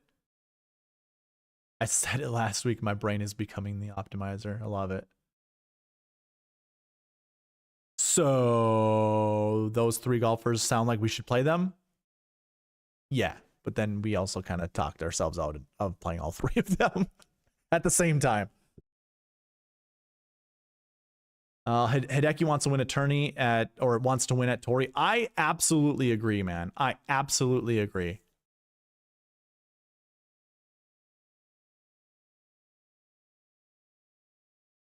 Jason Day withdraws back in day left. Oh, that's right. That's true. It was a Jason Day withdraw that, yes, you're absolutely right. That is what left deep scar to, and it wasn't just once, and it wasn't just twice. It was like 3 or 4 times. I had good lineups with Jason Day in it, and then he just flaked. You know what I'm going to do right now? Because I see this and I hate it. We're going to change the green screen camera. There we go. We're going to change it for all of them. I just can't stand it. I changed where my camera location is. Because I've got a bigger green screen behind me. I actually have a couple good ideas in the works about how to spruce up the show. I'm going to have a second camera showing you my workspace. Just for the hell of it. Just for fun.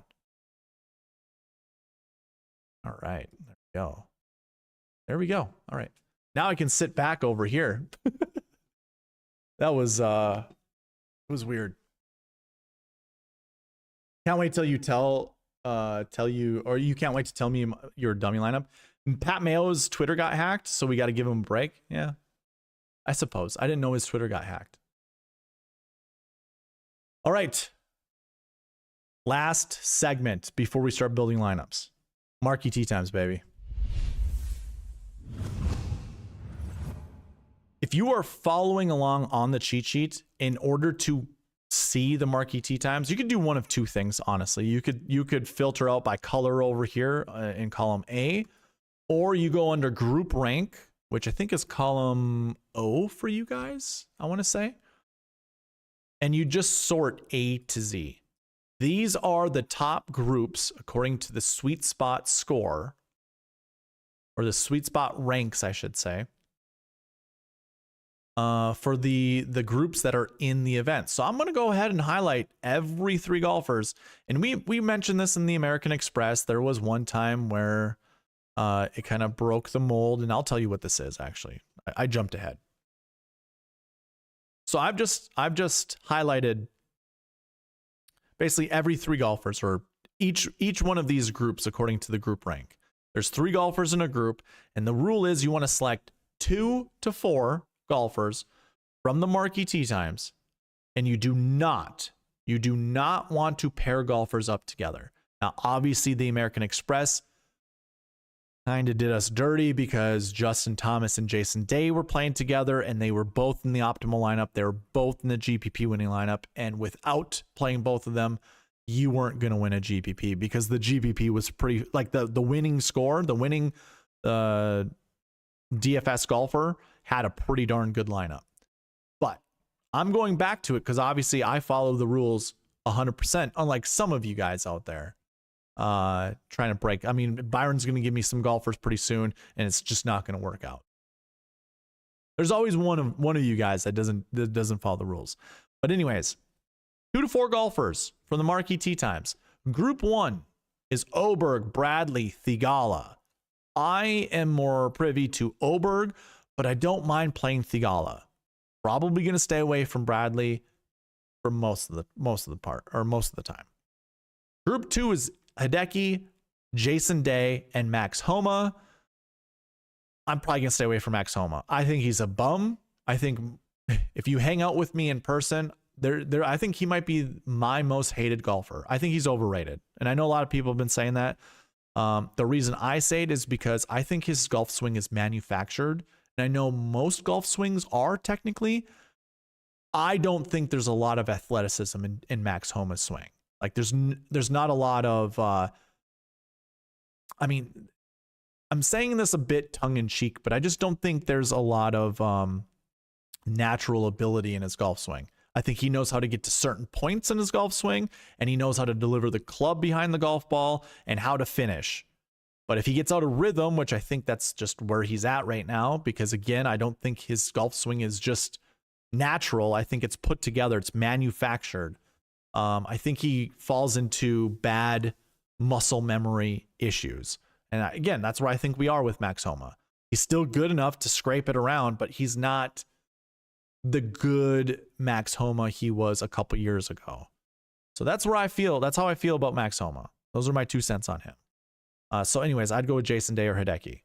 The next group is Finau, Shane Lowry, Matthew Pavon. I think it's almost a full fade for me with Matthew Pavon. He's been playing some really awful golf as of late. I think I'm cool with just fading him. And as for Finau, he's 3rd in my model, but he's also not playing up to his full potential. And if you didn't know, he had off-season knee surgery, and a lot of people just think that's what's causing his lack of performance. And I would tend to agree.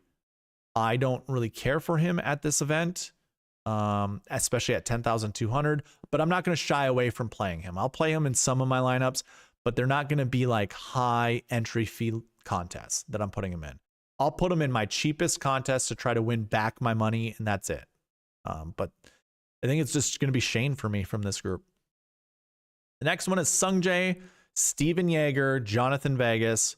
3 names that are worth playing, in my opinion. Vegas is 17th in my model. He shows up a lot in the optimizer. I'll just throw that out there right now. The optimizer tries to select Vegas a lot. I don't care that much to play him, play him that too incredibly much, but I'm also not afraid to play him. The next group is where I think most golfers or most DFS players are going to be picking golfers from. You got Zalatoris, McNeely, and Justin Rose. I like all 3 of them. I got no issue playing any of them. It's really going to come down to how you feel about any of these guys. Remember, we don't want to pair golfers up together. So if you do like McNeely, I would suggest not pairing him up with Zalatoris or Rose. You can if you want. Just remember, you're playing into the risk.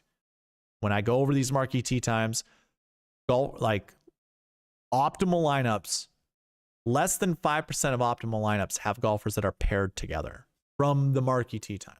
I don't look at the rest of the groups. So there could be other pairings down there that are together, but not of the top lineups. So again, do with that as you want. The next group is Spawn, Lauer, Silverman. I don't really care for any of them. I mean, Spawn is in a couple groups, a couple buckets that other favorite of my golfers are in. So I don't know if I'm going to get to much Spawn, but if there was a reason to play Spawn, I think he's considerably better than Lauer and Ben Silverman. So those are my 2 cents there. Next group is Siwoo, Eckroat, and Kevin Yu. Don't really care. Group after that is Dietrich, Hubbard, and Lawrence. Okay, so I like Hubbard this week, but I also really like Dietrich. And it's really difficult. Hey, Byron, by the way, I watched my video of this tournament last year. Again, just to review and see what things worked, what things to include in this video. You did not like Thomas Dietrich last year at this event. Thomas Dietrich, I think he was in the GPP winning lineup, if I remember correctly. Let's take a look. 2024? Could be lying.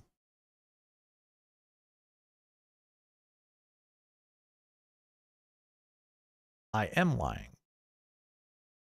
Oh, Dietrich down. Oh, he scored 81.5 points.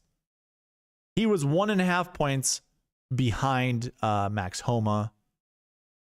Oh, he scored the same amount of points as Patrick Rogers, who was in the GPP winning lineup.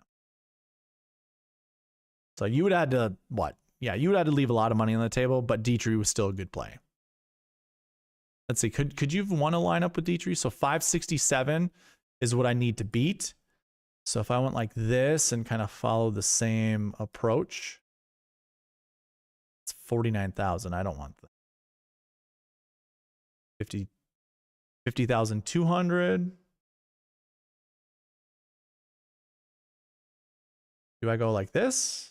Maybe I do something like this. Let's see this. It's 49,600. Okay. So let's take a look here. How many points does this score?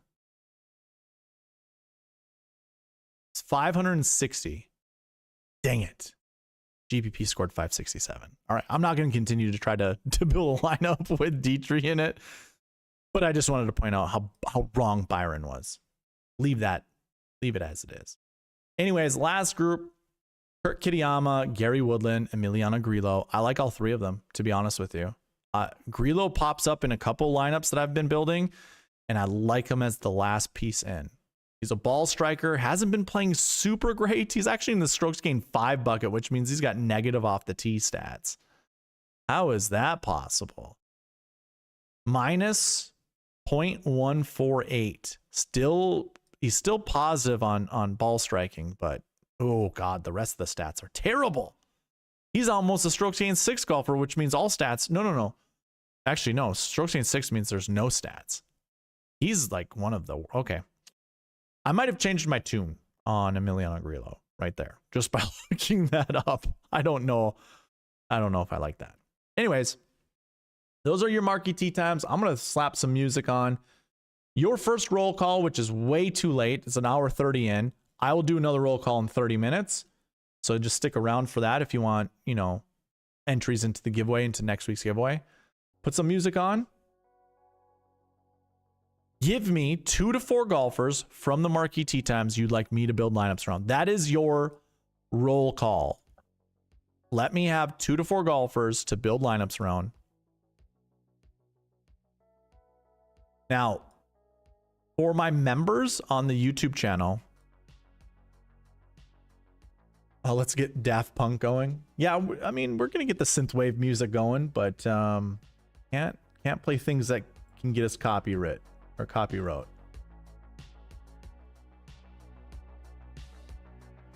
What was I saying?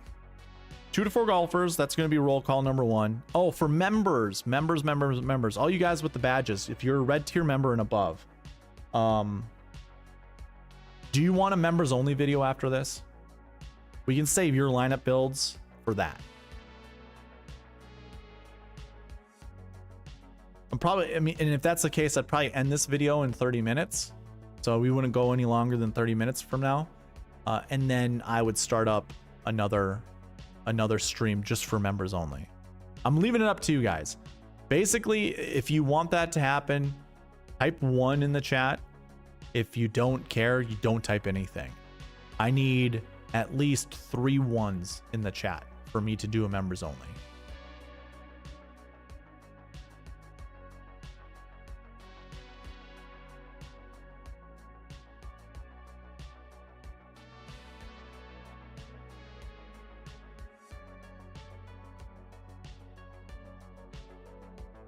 Bill Smart. Yeah, I'm watching. Love the stream. Love it, Bill.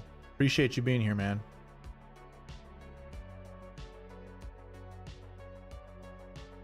I'm gonna go ahead and pin this to the chat since he's the first person to put a lineup in. Quite frankly, let's just go ahead and do this right now. This would be Farmers Insurance Open, PGA DFS Strategy roll call number 1.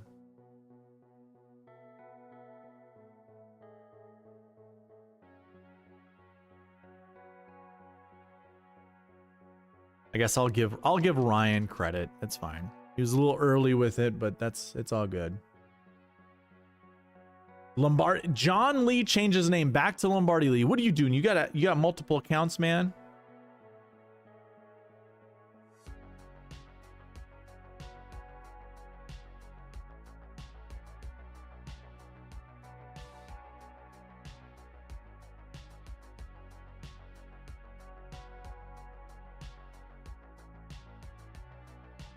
Todd Madden, nice to see you still in the stream.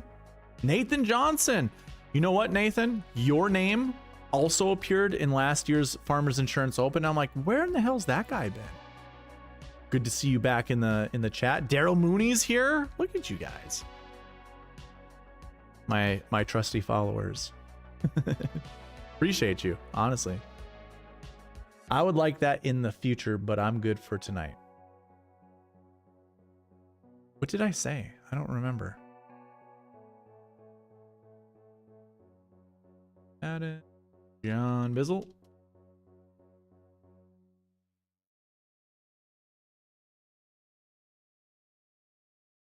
Well, this is awkward. What? What did you, what's awkward?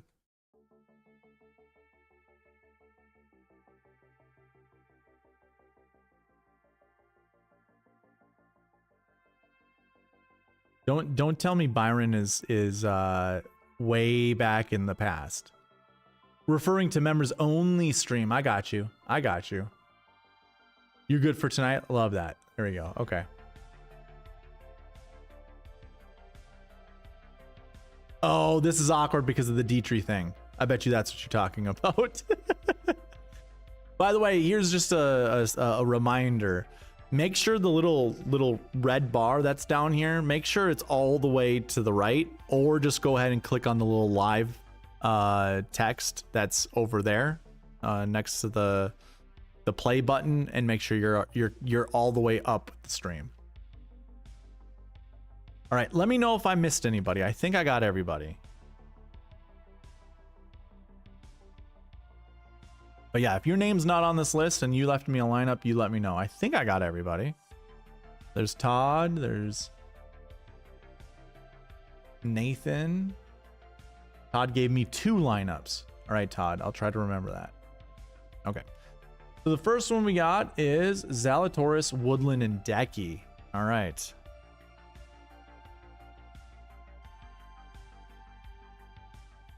You know what? I'm feeling generous, feeling good. I'm glad you all are in the chat. Let's give Byron something that he likes. Okay? Should we? This is for you, Byron. You and your kid. This is for both of you guys.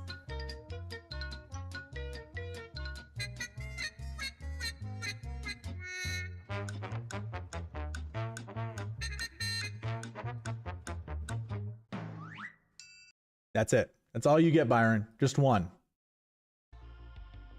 Just one.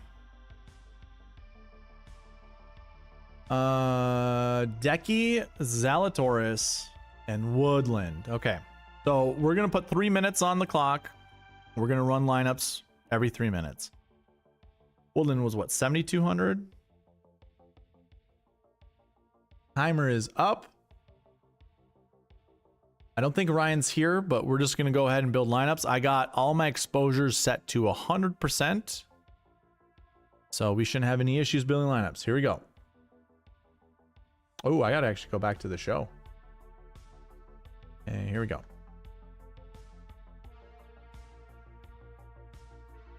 I will go last, but I want a combo of 2 10K guys plus Malnati. Okay, you got it. First lineup is pretty decent. Woodland's our cheap guy here, but we have Matsuyama, Zalatoris, Clanton, Woodland, Pavon, and Eric Van Rooyen. I'm actually just gonna... We're gonna boost up Woodland.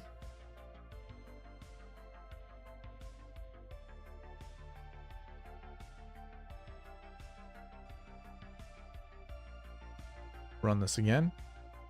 What do I think of Peterson here? I think that's fine. We're talking about Paul Peterson. So I kind of did a deep dive of golfers. Ooh, I should actually hold up. I'm gonna save this. This is actually a pretty good lineup here. Matsuyama, Zalatoris, Clanton, Vegas, Woodland, and Knapp. I was already creating lineups, so we're gonna do this. Keep it like that. So these are Ryan's lineups. I'm actually gonna Clanton. I gave a bit of a boost, so I'm actually gonna remove that boost for now, and I'll add it later. And I'm also gonna remove the boost for Hosler and Hubbard. I gave boosts to all three of those golfers because of their combos of the last year one, last week one. Okay, getting back at it. This one's a good lineup. Shot like Harden's got to take off. All right, man. See you later, dude. Matsuyama, Zalatoris, Dietrich, Hoffman, Woodland, and Victor Perez. Okay, I don't hate it. I obviously don't like putting price tags together, but it's fine. I'm not going to save this one. Harry Ish in there with Hoffman. I don't want to... if I was going to see Hoffman one more time, I was going to kick him out. So we're getting 10, 9, and 4 7s, which is fine. You get Cole, Taylor Moore, and Woodland, which I think is A-okay. Hoffman, Woodland, Novak. We're going to kick out Charlie Hoffman. That's too much Charlie Hoffman. Already. 25% Charlie Hoffman's too much Hoffman. Zalatoris, Matsuyama, Griffin, Stevens, Woodland, and Pavon. We're going to bring back Stevens. I'm going to kick out Pavon. I don't like Pavon here. And I also don't like Ben Griffin, if I'm going to be honest with you, but I'll run it again and see what it's like. Matsuyama, Zalatoris, Ben Griffin, Stevens, Woodland, and Hoey. That's fine. Again, I don't really care for Ben Griffin, which maybe that's going to be a death sentence for me. Time's up, I see, but we'll give Ryan a couple more because I was kind of figuring things out. This one's fine, but now I'm going to kick out Griffin. I'll build 2 more. Matsuyama, Zalatoris, Dietrich, which I love. Fishburne, I love. Woodland, I love. I don't care for Kevin Roy. I really don't. We'll see if we can build a lineup like this without Kevin Roy. Max McGreevy, sure. I like McGreevy that much more than Roy. Let's see if one more, if we can get kind of a different one here. We don't. Jesper Svensson. Yep, that's fine. Can I do one more? No, it's just gonna recycle. So it's like, though, that's our core of 5 golfers. Ryan Gerard, actually, I don't mind playing this week. I think that's fine. Okay. So those were lineups for Mr. Ryan Henson. Let me go look at the next one on the list. We got Mr. Lombardi Lee.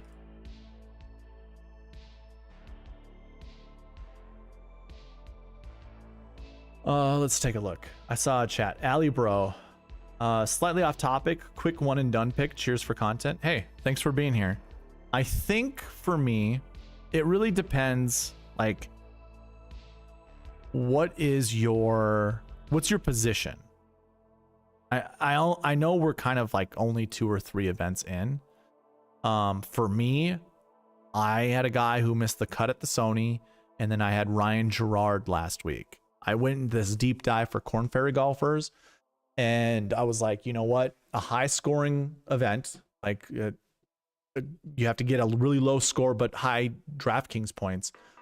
I really liked the Korn Ferry guys. I kind of thought there was a possibility that one of these younger guys, and Ryan Gerard has proven himself on PGA or in PGA events in the past. I was thinking to myself, I'm like, you know what?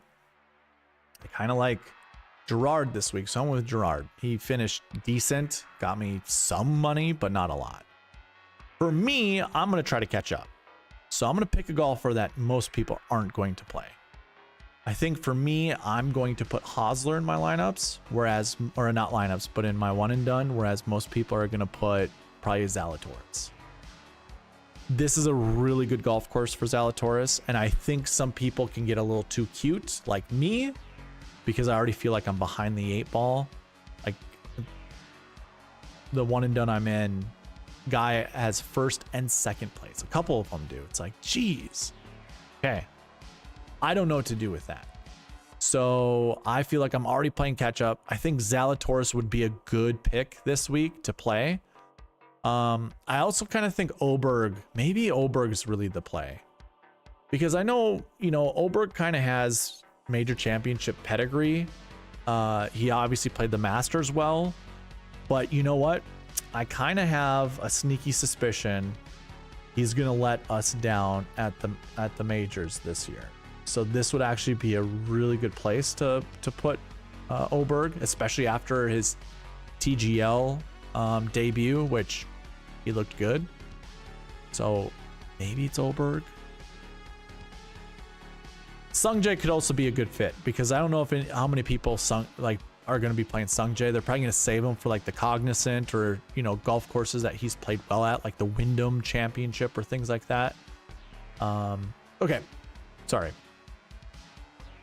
If you want a safe pick, I think it's Oberg. I think it's Sungjae. If you have Hideki left, sure, no issues there. Zalatoris and Jason Day. I think those are your safe picks. I think if you wanted to get a little spicy, Thigala would be a good choice. Shane Lowry would be a good choice. Like I said, I'm going to play a Dumpy Bow because I don't think anyone else is going to. There might be better golf courses to play Dumpy Bow at, actually, like the Texas courses. Maybe I should save them for those. Dietrich, I suppose. This is actually a good fit for Dietrich. Same kind of goes with Jaeger.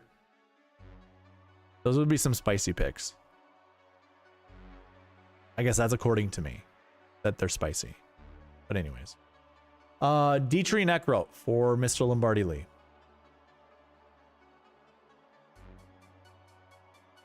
We just looked at Dietrich. Where are you?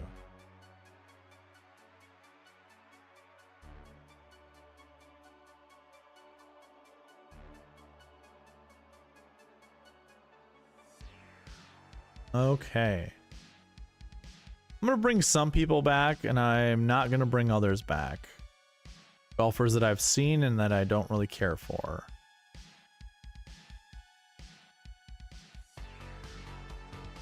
Okay. We'll just go from here.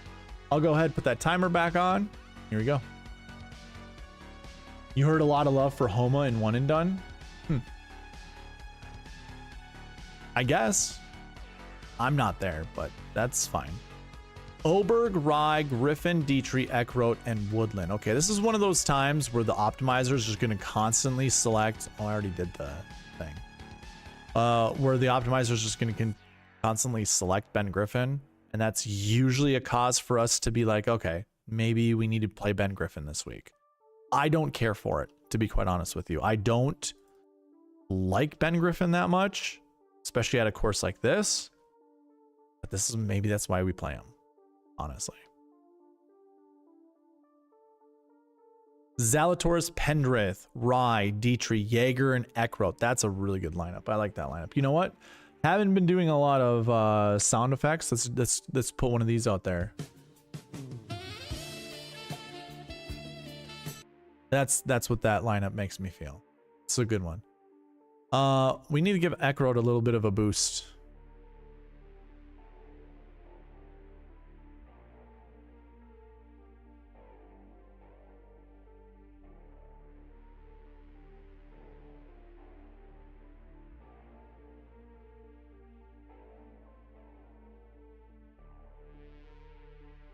But that was a good lineup.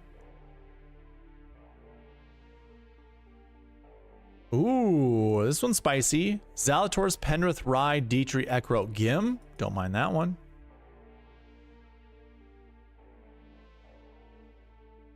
We just saw that one, so I'm gonna skip past it. No 10K golfers, by the way. Zalatoris, Pendrith, Rye, Dietrich, Eckroat, Johnny Vegas. That one's good. Zalatoris, Pendrith, Rye, Dietrich, Eckroat, and Fishburne. I like that one too. We'll see one more and I'll probably switch things up here. There we go. We get a 10K golfer. Sungjae, Pendrith, Rye, Dietrich, Eckroat, and Lauer. Kind of what Philip says, Pendrith is really cooled off since all the big boys are back teeing it up. Yeah, and I'm not that big fan of Pendrith. I don't think he's as good as advertised. So we're going to kick him out of these lineups going forward. See what the optimizer does a little differently. Zalatoris, Thigala, Rye, Dietrich, Eckroat, Taylor Moore. Sure. Got no issue there. We switch out somebody for Cole. I forgot which one that was. Okay, so we kind of have a core going on right now. Mac Meisner being added to the list. I actually like that. I don't mind Mac Meisner being a play. Kind of now we bring in Griffin with Sam Stevens. So this actually is a really good lineup. I'm going to highlight that one and we'll play some music for it.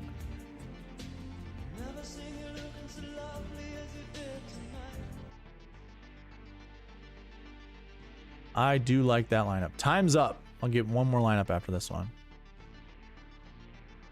I like this one. Zalatoris, Thigala, Rye, Dietrich, Eckroat, Rogers. I've always liked Rogers at this golf course. I think him and the North course are like a match made in heaven.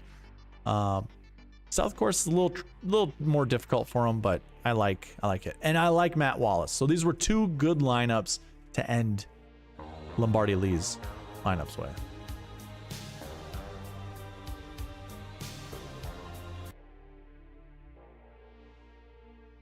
All right. Those were Lombardi Lee's. How many did we get you? 10, 11, 12. Wow. 12 lineups. Okay. Show. We need. You are welcome, sir. Who are we on to next? Philip Hall. All right. Philip wants Shane Lowry and Gary Woodland, another Woodland guy.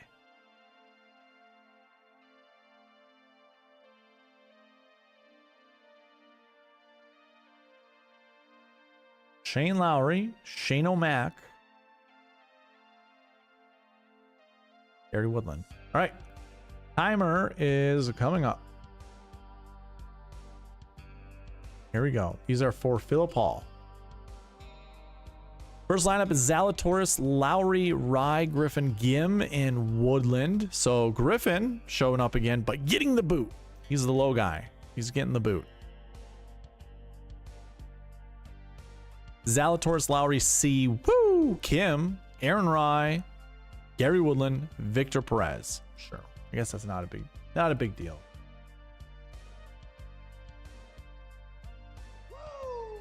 Gotta always have that ready. Don't have it ready, but there we go. Oberg, Lowry, Aaron Rye, Johnny Vegas, Sam Stevens, Gary Woodland. I like that lineup a lot. That lineup, to me, it's a great build. 10-9-8, 7-7-7. It's a good way to begin your lineups with. I think it's pretty good. Actually, that deserves this. No Gim. Okay. Next lineup. Sahith Thigala, Shane Lowry, Taylor Pendrith, Dumpy Bo Hosler, Eckroat, and Woodland. And that's not even with the boost that I was giving him earlier. So that's a natural Bo Hosler lineup. I'm for it.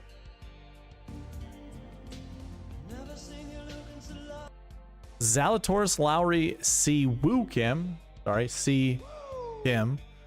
Aaron Rye, Fishburne, and Gary Woodland. I like that lineup a lot too. These are top notch. Taylor Moore replaces Fishburne. That's fine. Oh, I like the idea that Siwoo is getting anchored in these lineups. Do you like Siwoo Kim?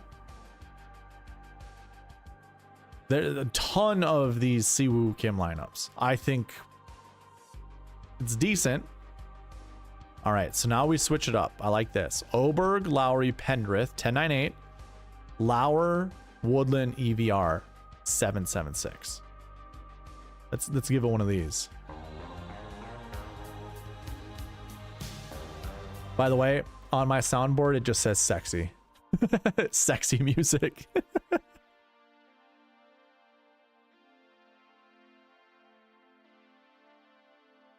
Oh, another good lineup. Oberg, Lowry, Rye, Dietrich, Woodland, and Knapp.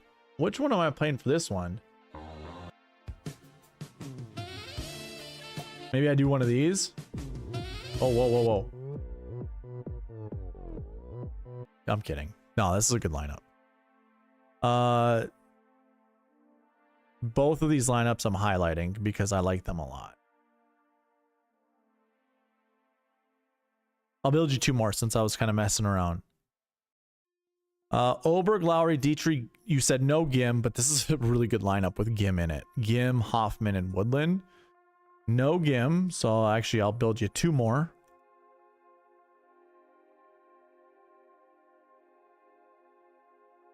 Zalatoris, Lowry, Clanton without the boost that I had for him earlier. Rye, Vegas, and Woodland. That's a really good lineup. Super good lineup. And your last one. Grazerman, Lowry, Pendrith, Dietrich, Lauer, and Woodland. That one's insane. I don't think I'd ever get to that lineup, honestly. These last ones right here were fantastic. We got you 13 lineups, so a little over, but that is okay. All right.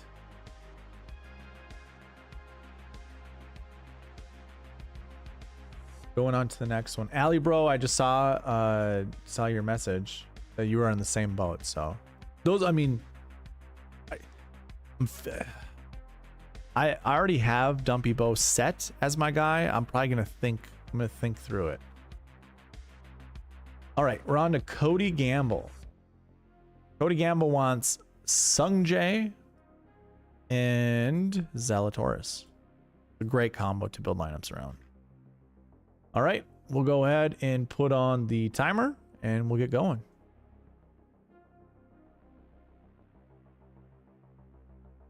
There we go, Philip. Love it.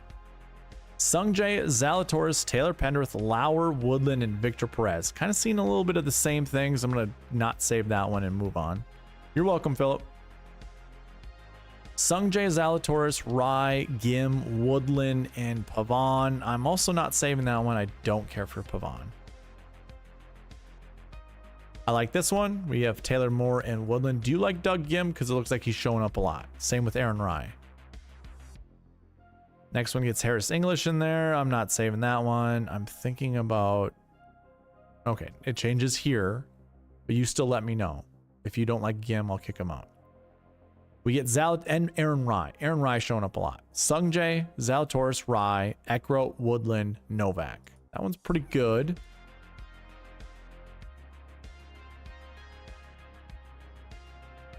Okay, so I'm going to kick out Aaron Rye. I'm going to wait for you to tell me something else about maybe Gim, but Aaron Rye is definitely not allowing lineup diversification. Sungjae, Zalatoris, Dietrich, Gim, Hoffman, and Woodland. It's fine. Oh, you know what? I need to bump down Woodland. I am sorry. I thought he was anchored, so we will keep running these. Pick Woodland. Sorry. My bad, dude. My bad. Oh, we finally get the assassin. He shows up. Sungjae M, Zalatoris, Griffin, Dietrich, Eckroat, and Hisasatune. Or as I call him, Hisasatune. Sungjae, Zalatoris, Dietrich, Eckroat, Gim, Kevin Roy. It's different. I don't like Kevin Roy. Chandler, the Mustache Man, Phillips. I think that's fine. Fine. Max McGreevy, I like. I'm kicking Doug Gim out. Oh my God.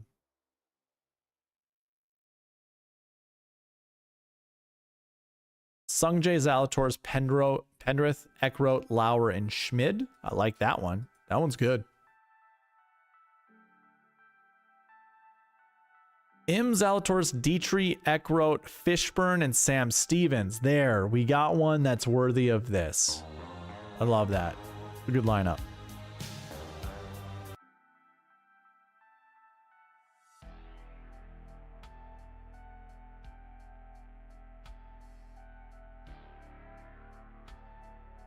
Rafael Campos in this one? I don't think so. I don't think so. Time's up. I'll get you 2 more. I do like Toasty though. We get Im, Zalatoris, Pendrith, Dietrich, Lauer, and Toasty. I'm gonna kick out Lauer. He doesn't hit the ball very far. I really don't think he's the type of golfer that's going to be good at this type of, or at this golf course. So, well, we will kick him out, and we get something like this, which I'm also happy with. Zalatoris, M, Dietrich, Eckroat, Cole, and Sam Stevens. Let's see if I can do one more without Eckroat in it. I don't like Eckroat at this golf course, by the way. Penrith, Dietrich, Svensson, and Grillo. Like I said, I like adding Grillo into my lineups, and this gives you that 10, 9, 8, 7, 7, 6. I love that one. There we go. That was a good one.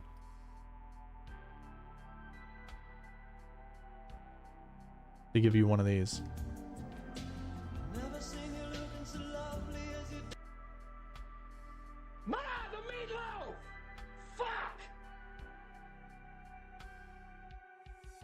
Sorry, I had to keep you on your toes. All right, Cody, I hope you like some of those. We got you 12 lineups. Perfect. Next one. We get ourselves Todd Madden. Oh, no. Sorry. AJ Love.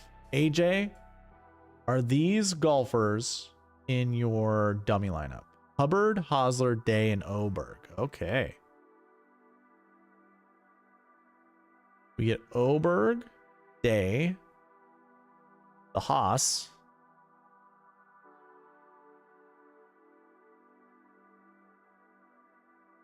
and Hubbard. Homeless Hubs, there we go. Let's see, do I have any point totals that are currently being added? Oh, I put 100 here for no reason. Did we add 100 to Eckroat, or did we add 100 to Gim? Did we add 100 to Eckroat? I think we might have, because he wasn't showing up before. Lauer and Springer were? Okay. I do like Springer. Let's see if it follows the he's 6,400, right? Springer, or was he up more? Either 67 or 64 from what I remember. There he is. 66. Okay, let's see what this spits out. Oh wait, did I not put the last guy in? Well, I mean, it breaks. Hosler, Hubbard, Oberg. Oh, I didn't put Day. And I put Small. What is wrong with me? Good God. It's all over the place there. All right. That fits. Last year buckets are great. This right here. Of course you chose 2 golfers more than last week ones. Of course you picked 2 that were in last week ones. Okay. I know this for certain. You are a sucker for recent form. You are a sucker of what happened last week. I think this is the second week in a row you've given me a lineup with like 3 or 4 dudes that top 20 last week. Which is fine. It's fine. This all works out. 1 too many recent form 1s. Rest of it else, fine. Too many strokes gained 2 guys. It's all good. It's all good. So we're gonna kick out Springer and Lauer.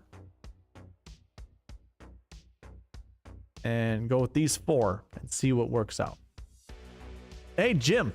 Jim, you're finally here. Jim, reach out to me. I need to know your address. I got your shirt, dude. I got your shirt from a giveaway, when we did community day. You're the last person I need to send out a shirt to. Just so you know. All right, here we go, AJ. 3 minutes on the clock. We're gonna build you some lineups. we break the optimizer. And I imagine it's because we have a last week one, a last week one, a last week one. We have 3 last week ones. We just want 2.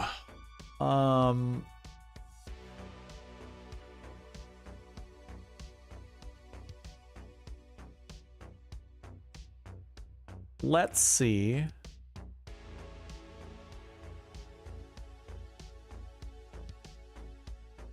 Can we stretch that for any reason? No, probably not. Well, up to 4 is fine. Daryl, I got a shirt for you too. I got you a shirt, man. I'll send you one. Send me an address. I must have missed it. Yes, I believe you, man. I believe you. Who do you got to kick? One of the last week ones. So you will have to either kick Hosler, Hubbard, or Day. One of those 3 dudes. One of them. Jim, I think I've said this to other followers. I don't keep addresses. Maybe I should, but yeah. I figure if I'm gonna get you a giveaway, yeah, maybe I do have your address. I'll just have to look. I'll restart the timer here, AJ. Osler, okay. Yeah, Daryl, I'm sorry, man. I have a list from Community Day of the shirts that I need to send out, but I have a whole thing of merchandise, so. Send me an email and I'll send you the shirts that I got and you can pick one of them.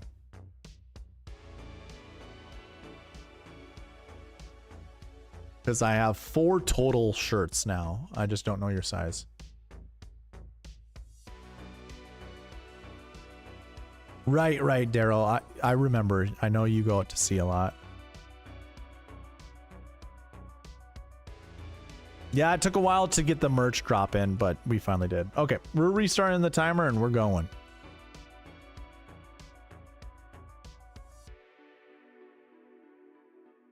Oberg, Day, Hubbard, Gim, Pavon, and Victor Perez. 2 Frenchmen, probably not good at this event to put them together. We get Andrew Novak this time. That's fine. We can build a Pavon lineup, but I think that's it. I can't get behind Pavon. I don't know. I don't trust it. I don't really trust KH Lee, but I think this is fine. 1098-776.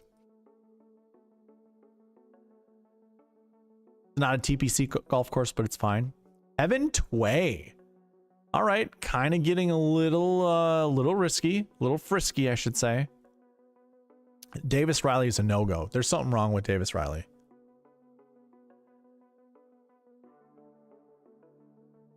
Not doing skins either. Sammy Valimaki I can get behind. I think the optimizer is stuck. We shall see if it breaks here sometime in the future. But I am skeptical. David Lipsky? No, I don't think so. Sure, Ryan Palmer has been showing some things. I don't mind Ryan Palmer. Lots of Aaron Rye, by the way. Peter Malnati. This is a Byron Linda Q special. Peter Malnati.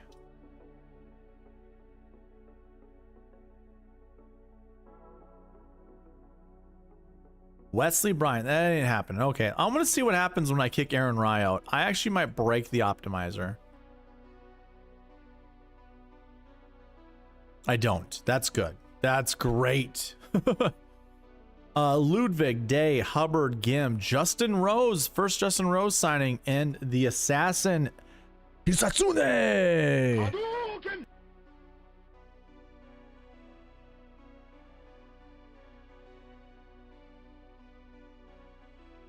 I'm a 95% fade day all day, except this week I'm on him 25-1 and is an anchor in my single entry. What could go wrong? Nothing could go wrong.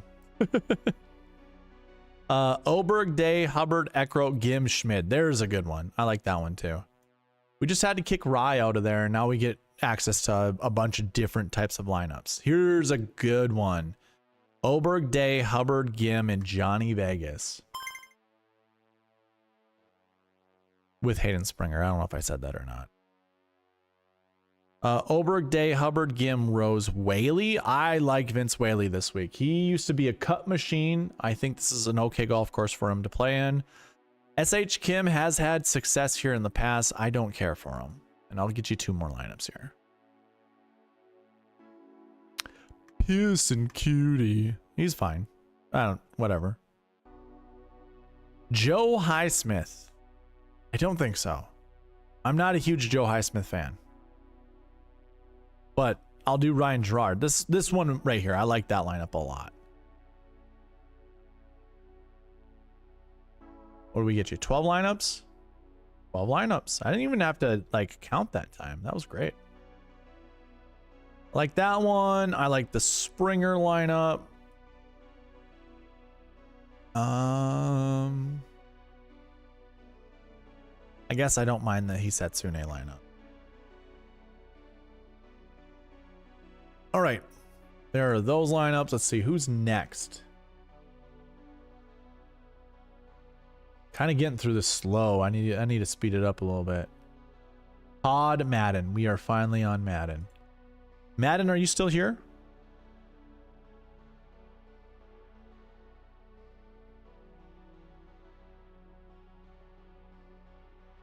All right. I'll go ahead and put the clock on. And we'll rock on.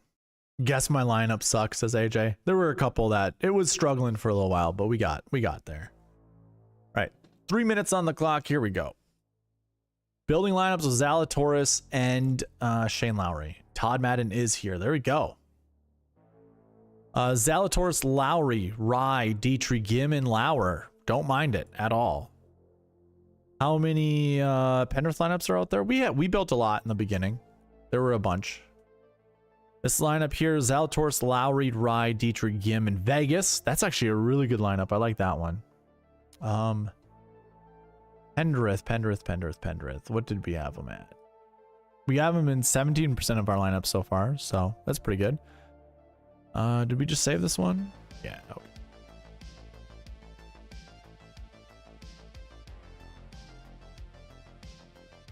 Was so excited for my dummy lineup. Sorry, dude. Zalatoris, Lowry, Rye, Griffin, Dietrich, and Victor Perez. That actually is a lineup I can get behind with Victor Perez. I might have to kick out Aaron Rye pretty soon. He's just the best value. A really good lineup right here. Zalatoris, Lowry, Rye, Dietrich, Gim, and Hoffman. You know what? I think we got to get those songs back up.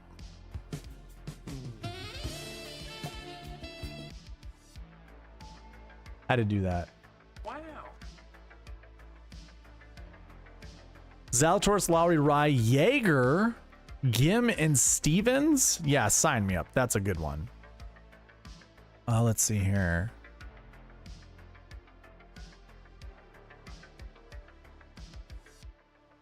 I am going to kick out Rye. It's a lot of Rye so far. We have almost 50% of our lineups being Aaron Rye. None of you anchored around Aaron Rye. That's probably too much. Last person to call me was sucker was Mr. T. Listen, you sucker. Zalatoris, Lowry, Penrith, Dietrich, Gim, and EVR. There we go. Oh, I played it and then I stopped it.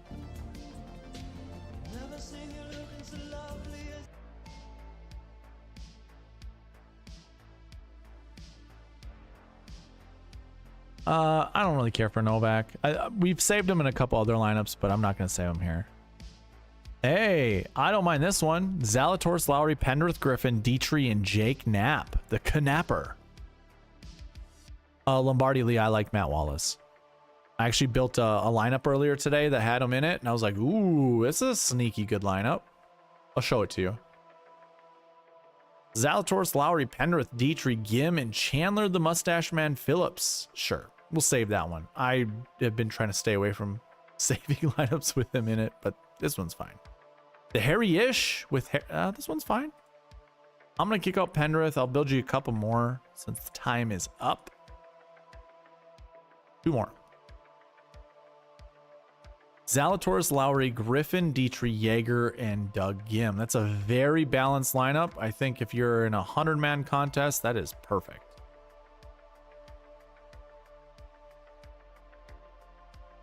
Zalatoris, Lowry, Hosler, JJ, Spawn, Dietrich, and Gim. That might be the best one yet. That's another good cash game lineup or league lineup or something like that to that effect. All right. I think we probably built you about 12 lineups also, right? 11. Yeah, we're close. We're getting there. All right. Next person. Nathan Johnson. Nathan, you still here by chance? Oberg and Day. I like it.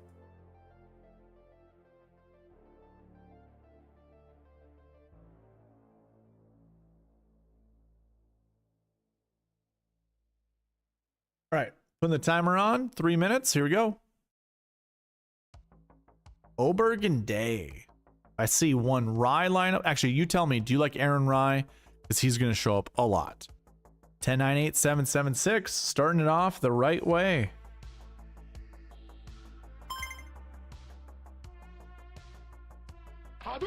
Sorry, I forgot to put in the assassin.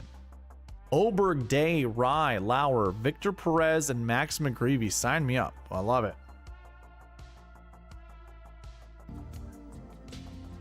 Oberg, Day, Rye, Dietrich, Lauer, and Toasty. Sure. I'm actually going to kick out Lauer. On your confirmation, I will kick out Rye. Rye is going to show up a lot. I think Daryl Mooney has the same combo. Add Zalatoris if you just want to combine both of ours after a few. I'm good adding Will Easy. Okay, sounds good. Oberg, Day, Rye, Vegas, Pavon, and Andrew Novak. Yeah, you do better. Joe Highsmith. Yeah, kick Rye. You got it.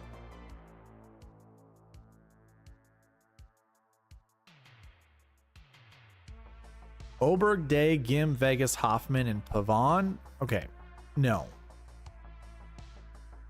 No all around. No. I'm sorry. That one made me repulsed me. Let's put it that way. This one's fine. I'm kicking Pavon out. Again, I'm not a huge fan of Pavon this week. No, thank you. Oberg, Day, Gim, Rose, Vegas, Roy. No, I don't want that either. By the way, when I'm building these lineups, if you like them, play them. I'm giving my 2 cents. And yeah, I don't like those. But this one's fine. Oberg, Day, Dietrich, Gim, Vegas, and Chan Kim. I like that one. Oberg, Day, Dietrich, Gim, Vegas, and Vince Whaley. Hell yeah. You know what? Oh yeah, it doesn't matter. Nothing matters, no.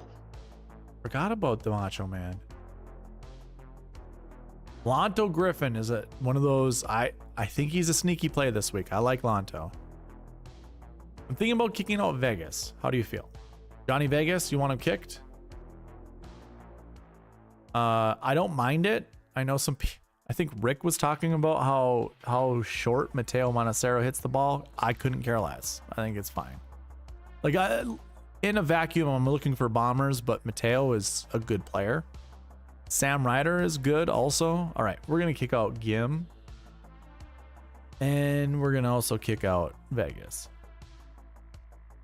Actually, I'll build one lineup and see if Vegas comes into play. This one's fine, by the way. Time's up. I'll build you 2 more. Michael Kim, I don't think so.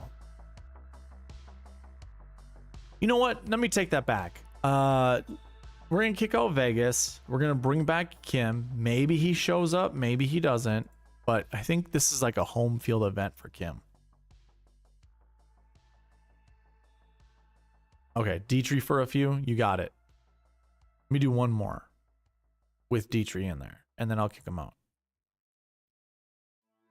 Yeah, that one's fine. Okay, so we'll kick out Dietrich. And you actually said to combine Willie Zalatoris, which I will do for like four of them. Don't care. Rico Hoey, do not care in this lineup or at this event. Adam Schenk, he's gonna have a baby soon. His wife's about to have a baby. Matty Schmid. Okay, this one's fine.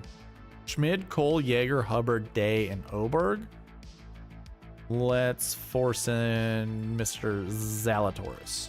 See what happens. Do we break it? We don't. We actually got to get two 6K, cheap 6K guys with Yeager in there. Okay. Hey, this one's not terrible. I think this one gets approved by Byron. We are not playing Davis Riley. Or Skins.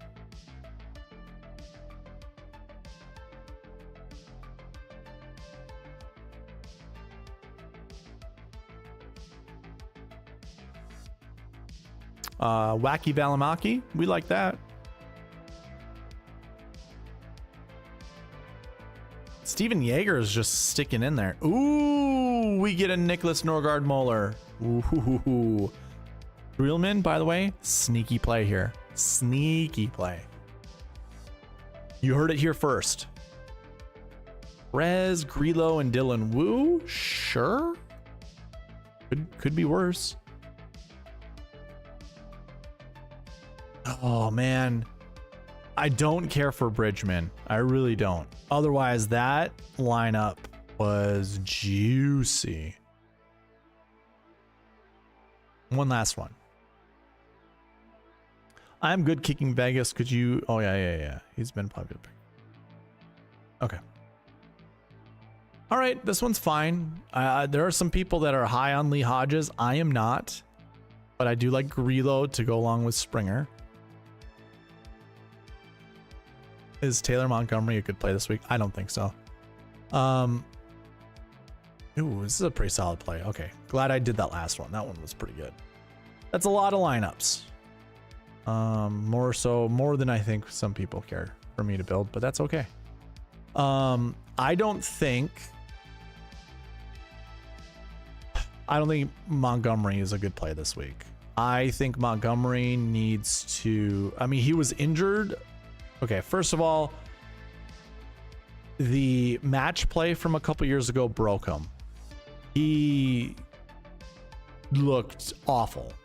Absolutely awful. So he made it to the round of 32 or the round of 16 maybe. I can't remember. One of those. I think it was the round of 16. And hit some absolute awful shots and got made to look like a fool. He was never the same after that. And somewhere down the line, he got injured and was fighting through an injury. I don't know if he then took rest or took a break to rest and recover. But now he's back from his injury and he still looks bad. Oh no, I don't like Taylor Montgomery.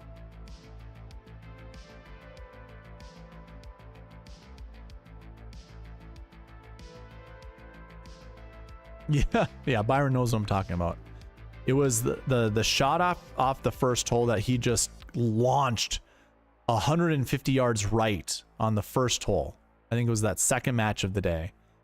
And then he hit a drive down that par 5 and had I think that 3-wood that Byron's talking about and just chunked the hell out of it.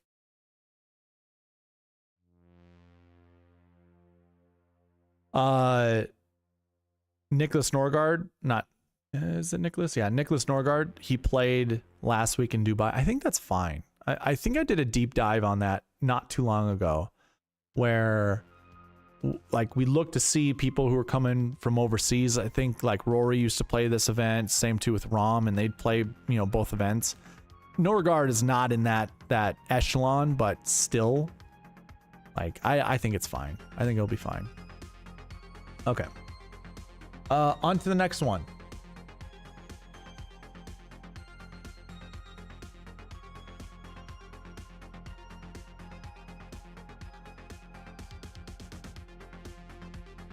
Todd, did I do Will Z and Zalatoris? Did I just say Will Z and Zalatoris? I mean Lowry. Okay, we did. Okay. Whew. Like that would be no good. We are on to Mr. Mooney.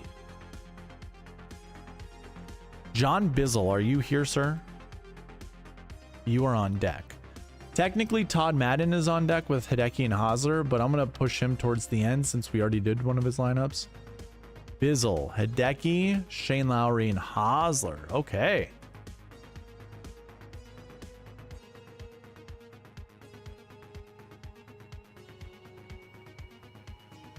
I like it. All right. What? Did we just become best friends? Yep. Here we go. Golfer 777, Jason Day all in. There we go. Joanne is back from a little nap. What's going on, Joanne? You're welcome, Mr. Lombardi. First lineup for Daryl. We have Hideki, Lowry, Hosler, Gim, Vegas, and Victor Perez. The same knuckleheads that keep showing up. Of course they're going to. They're probably the best values. I'm just gonna cruise through all these lineups. Don't care for any of these. Okay, I think the $7,200 price tag. These golfers suck. This one's fine. Hideki, Lowry, Hosler, Gim, Lauer, and Stevens. That one's okay. I'm thinking about kicking out Doug Gim because he keeps showing up with these low price 7K golfers and they are kind of just not doing it for me. This one's good. I like this one. Matsuyama, Lowry, Hosler, Gim, Vegas, and McGreevy. That one's good. All right, John. Good to know. Good to know. Fishburne, Vegas, and Lauer. Sure. That one's fine. Optimizer's really kind of avoiding, I was just gonna say it's avoiding putting in two 8K golfers. Compost is not the ticket. Not the one we want. Matsuyama, Lowry, Rye, Hosler, Dietrich, and Davis Riley. We are not playing Davis Riley. He's broken. No idea when he'll get fixed. And we're not playing Skins. He was already old last year. He hasn't gotten any younger. Oh, we can do this. Matsuyama, Lowry, Hosler, Gim, Vegas, and Svensson. That one's fine. I like that one. Joe Highsmith, you can do better. Joe Highsmith's not going to win this tournament. Gary Woodland, this is without a boosted score. This one's fine. Gim, Vegas, Woodland. Daryl, if you're still in the chat, how do you feel about Vegas and Gim? Because they're showing up a ton. I might just kick them myself. Cole, Vegas, Lauer. Yeah. How do we feel about Lauer this week? I don't know if I care for him. All right, this is good. I like Ryan Gerard. I'm kicking out Gim. I personally, I'm not playing Gim this week. I don't care if he's like a native to the area or not native, like he's from the area. I think he went to school in Vegas, but I don't care for him. This one's fine. Johnny Vegas. I'm kicking out Vegas also. I'm definitely not going to anchor around 7K golfers, especially Johnny Vegas and Doug Gim. Like, there's no way in hell that I'm doing that. And I don't know what's going on with Shank, so not a big deal. Hideki, Shane Lowry, Hosler, Dietrich, Lauer, and Bridgman. Yeah, I don't care for this one either. I'll save it, but I'm also not a big fan of Lauer this week. Yeah, I'm kicking out Lauer too.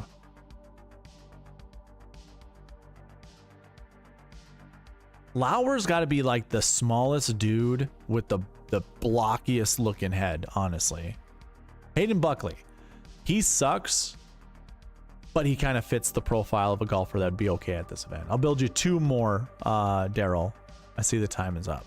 J Rose and KH Lee, sure. I don't got an issue playing the Korean Cowboy this week. Dietrich Hoffman EVR, that's a good one to end on. Matsuyama, Lowry, Hauser, Dietrich Hoffman, and EVR. I'm curious to see what the next one's gonna be, because that was good. Rye, Hosler, Moore, and Knapp. That's another good one. Okay, hold on. We'll test our luck. Continue testing our luck. Yeah, that's okay. We can go ahead and do the assassin. Hadouken!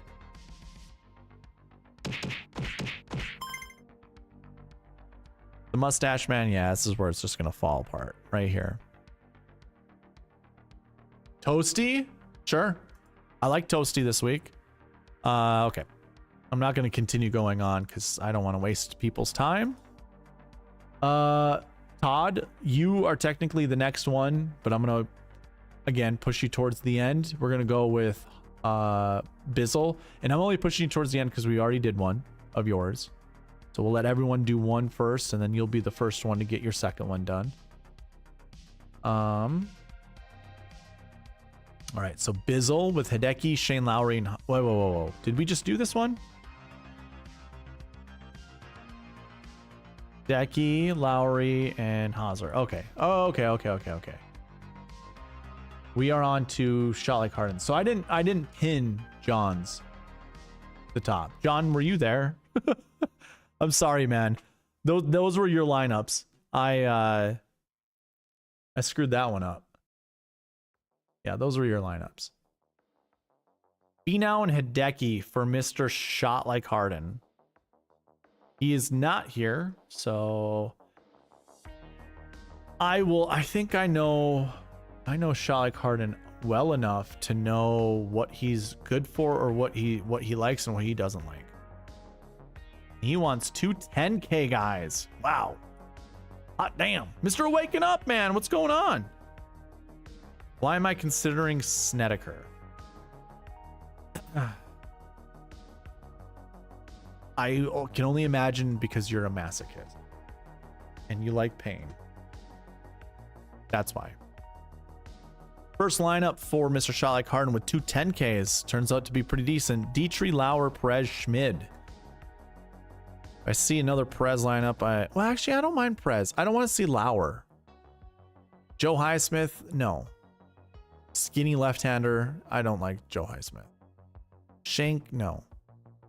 Baby's coming soon, and he's somewhat injured. This one I can get behind. That's fine. Now we kick out Lauer. That's too much Lauer.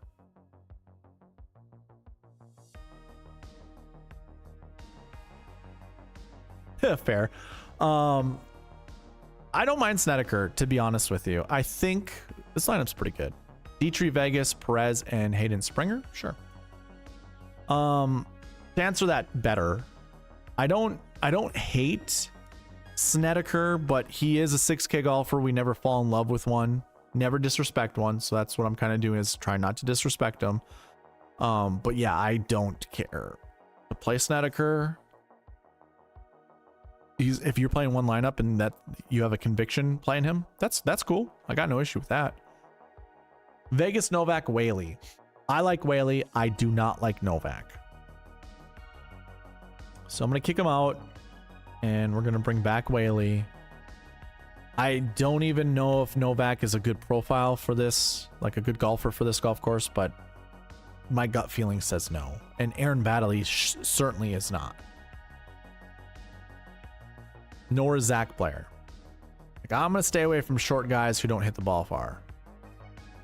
Emiliano Grillo is a short guy, but he does hit the ball far, and this actually is a pretty good lineup. Dietrich, Stevens, Perez, Grillo. Do not mind that at all. Matsuyama, Finau, Rye, Perez, Kevin. Yeah, no, I'm not. Okay, so my 2 cents on Kevin Roy. Why I've been reacting the way I am about Kevin Roy is I had a ton of Rainmakers cards with Kevin Roy, or Kevin Roy Rainmaker cards, and that guy did jack diddly. in any of the events that he played. He was awful. Not even close. Not even close to top 10. Barely made the cut at a lot of events. Obviously, he was a rookie, so maybe it was just too much for him. But I just don't trust him. And I just don't think he's got the cojones to play an event like this. This is good. D-Tree Vegas, Stevens got her up. I bet you anything. Shad Carden's like, dude, get certain golfers out. So I'm going to kick out Vegas. We'll let one more D-Tree lineup happen, and then we'll do a couple without D-Tree. Hoffman, Perez, I said, yeah, that's not the one. You know what? Nasty Nate, I don't got an issue with that. We're going to kick out D-Tree now. Let's see what else we can get. Yeah. Jaeger, Stevens, Perez, and Vince Whaley. Sure. I'm going to kick out Perez. I really don't like the $7,200 price range. You've got Perez. I could go to Tristan Lawrence. I don't got an issue there. Matthew Pavon, Hoey, don't care for. Kim, I'm gonna treat Kim like a 6K golfer, honestly. Woodland, I don't really care for. Yeah, those golfers I don't care for. Same goes for the $7,300 range. Don't care for. The only $7,400 golfer I like is Thorbjornsen, and he's not getting selected by the optimizer. Okay. This one's good. All right. Shad Carden, we didn't even get you 10. Got you 8 lineups. Oof. Maybe I'll we can try some more lineups later. Okay. We have Byron with lineups. We're gonna go ahead and do that. Decky and Day.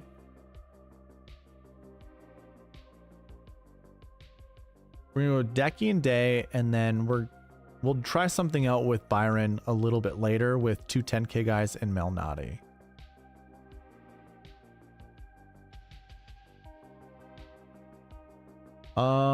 Okay, so I have Joanne that came in the chat. Again, she has golfers for me. Besides Todd Madden having a second thing of lineups, is there anybody else? Did I miss anybody?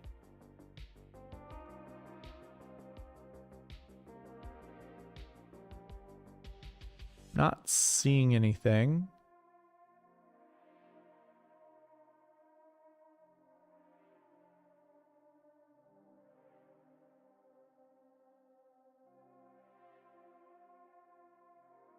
I think that's fine. Okay. So for Byron, he wants Hideki and Jason Day, which I think that's a great combo to put together. Oh, you gotta be kidding. See, I knew this was going to happen. Maybe he did this on purpose. You had to have done this on purpose, Byron. You put together 2 golfers from the same Marquee Tee Times. I'll build you 2 lineups. That is all that you get for breaking the rules. Just 2. And then we're going to do your 10K golfers with Malnati. That one's a bad lineup. No.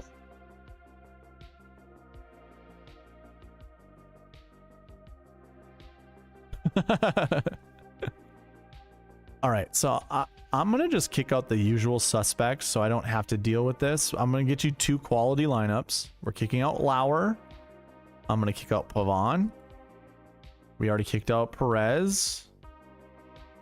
Who else continues to show up that I don't really care for? Vegas is gonna be another one. Hoffman's gonna be another one. And Gim will be another one. And we're going to see what this looks like. Dietrich is most likely going to show up. Nope. I mean, it looked really good until I saw Aaron Baddeley's name. Yeah, it's doable. No. These guys suck. No. No. No. I mean, you might like Kevin Roy. I don't. Holy, okay. Dietrich or Ekro, it's probably going to get the boot here. There we go. I mean, I don't. Yeah. I'm going to kick out Rye. I'm going to kick out Rye. I'm also going to kick out Ekro. I know these are your lineups, but I'm building 2 lineups for you that I like. Jim, good luck, man. There we go. Here's a great lineup. We got Dietrich, Jaeger, Stevens, and Gerard to go with Hideki and Jason Day. No. Come on, change it up for me. Come on. There we go.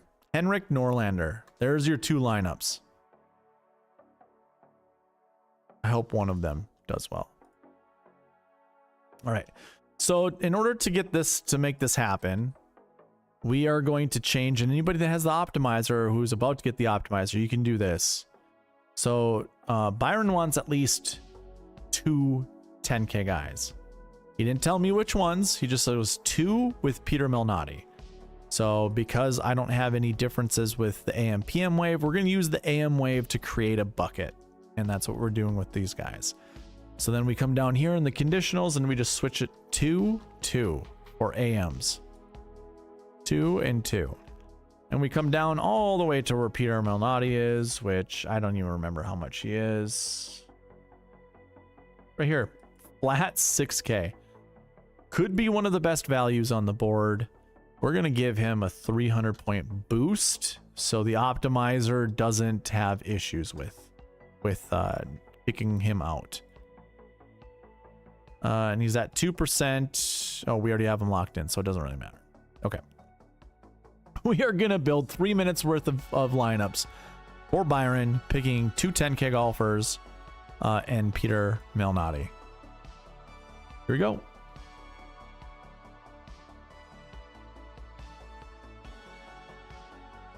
Oberg, Finau, Rye, Vegas, Lauer, Malnati. Okay, not bad. Rye is going to show up a ton. The Hoff.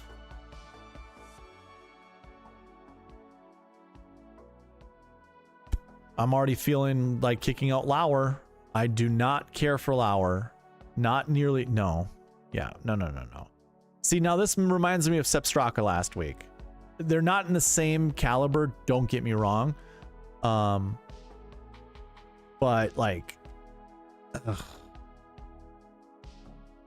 They're both in the 7K range. They keep showing up. I mean, so too does Gim. So too does Ekroat. No to Peter, or tell Matthew Papon. I mean, I almost said Peter Malnati right away. No to Novak. Don't care for Novak. Okay, there we go. A little difference. A little different. Spawn, Dietrich, Perez. With Oberg and Finau. Dietrich, Gim, Steve. Okay, so this one was common. Like I saw this one happening from a mile away.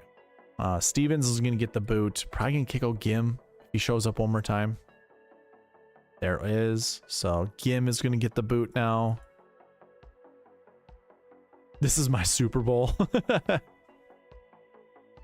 Jaeger, the hairy-ish with Dietrich. That's fine.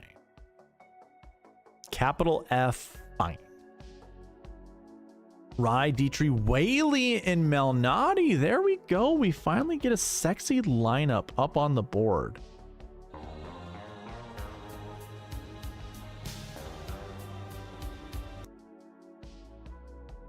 Hi, Smith. No Smith. Norlander. Yep. That one's fine. I can do Norlander. Mateo Manacero. Could do better. I actually don't mind it. Rye, Dietrich. Yeah, sure. Sure. Lots of Dietrich. This is going to be the last Dietrich lineup. Lots of Dietrich tonight. Like, what was it Jim that said that? Too much Dietrich.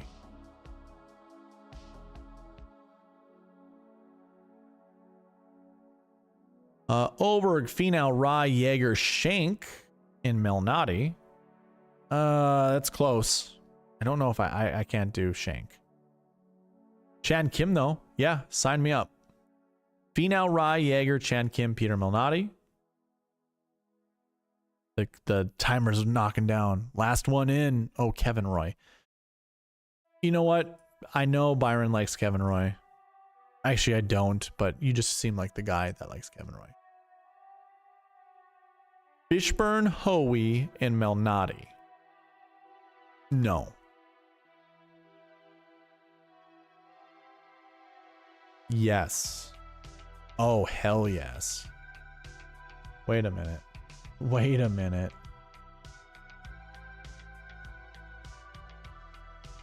Oh no. Do I not have it?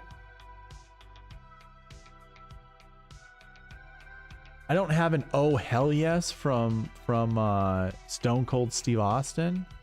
Dang it.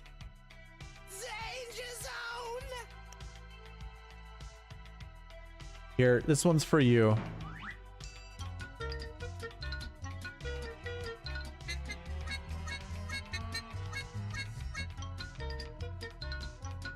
That can be our sexy music for Byron's lineups.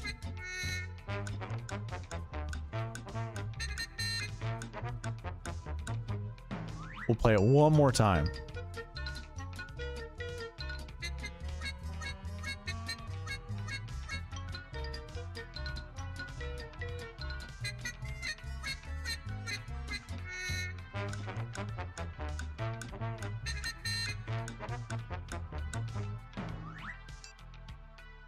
There you go, Byron. All right, so I think I've got Joanne's lineups, and then I go back to Todd.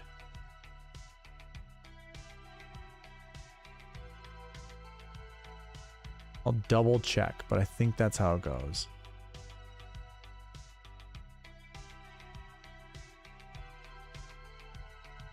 Joanne wants Pendrith and Hoffman. AJ also has lineups down there too. That's yours. Those are your second lineups though, right? All right. Pendrith and Hoffman for Joanne. Joanne, the Nick Taylor Whisperer at the Sony.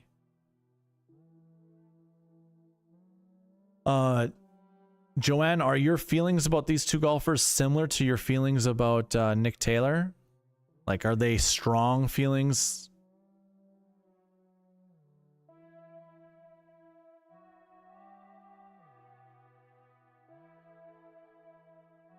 Okay, here we go.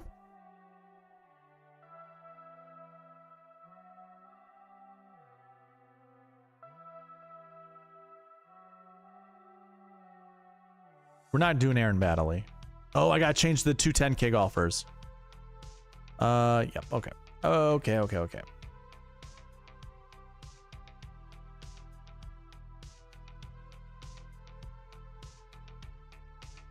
Oh, you have one golfer you like more than the other, Joanne? Johnny Vegas getting the boot, but you've got Oberg, Pendrith, Rye, Johnny Vegas, Hoffman, and Lauer. Yeah, it's okay.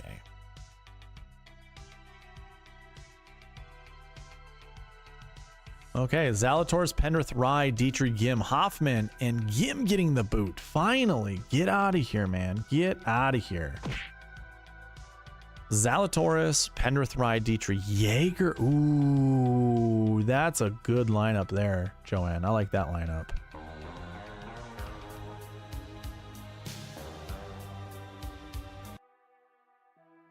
Hoffman. Okay. You heard it here first. The Nick Taylor Whisperer of the Sony Open has just made her claim that Charlie Hoffman hits her in the same feels that Nick Taylor did. There we go. I'm going to say no to Matthew Pavon. No thanks.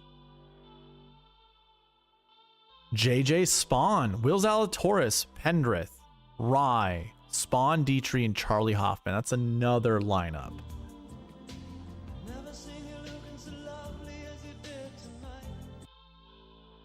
Oberg, Pendrith, Rye, Hoffman, Lauer, Victor Perez. Yeah, that's fine. That's fine. Thigala, first Thigala spotting, I think, all night. Lowry, Pendrith, Rye, Hoffman, and Lauer. Okay. We got Lowry and Lauer. Can't go wrong, right? Zalatoris, Lowry, Pendrith, Rye, Hoffman, Novak. That one's close. Zalatoris, Pendrith, Rye, Dici, Eckroat, and Hoffman. Love it. Love it. Maybe I am insane. Maybe I am insane. And maybe it's time for you to find out I only Boshenk. how insane I am. Yeah. Yeah. Oh, here's a great lineup. Finau, Pendrith, Rye, Dietrich, Hoffman, and Samuel Stevens. Did I wake people up on that one? Zalatoris, Lowry, Pendrith, Dietrich, Hoffman, and Harry, the Harry-ish. We're not ending on a Harry-ish. Chan Kim weekend, though.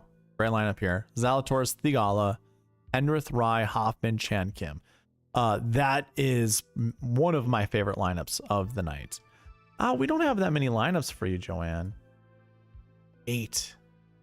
I don't remember who else we built 8 lineups for. Let's see if we can find some more. EVR mixed in here. That one's fine.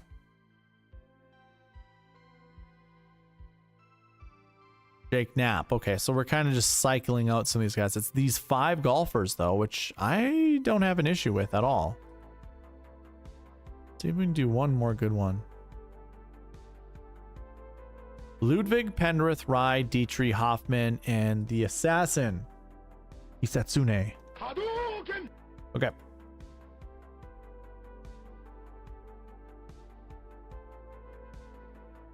There we go. We got you a couple more, Joanne. All right, so I'm going to get back up to Todd, Hideki, and Hosler.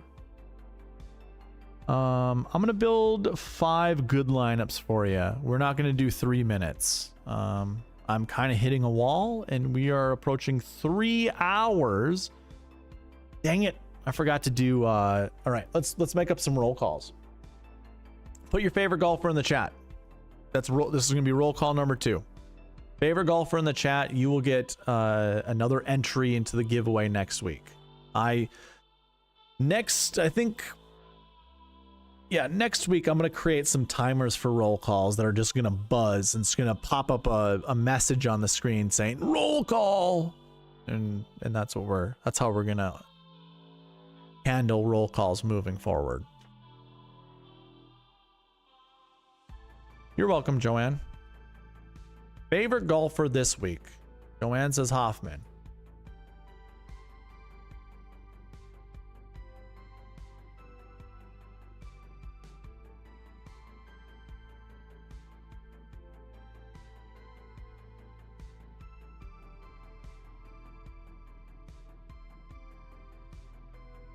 I'll let you all get into the chat. Tell me your favorite golfers, and I will give you, or your favorite golfer this week, and I'll get you an entry into the giveaway.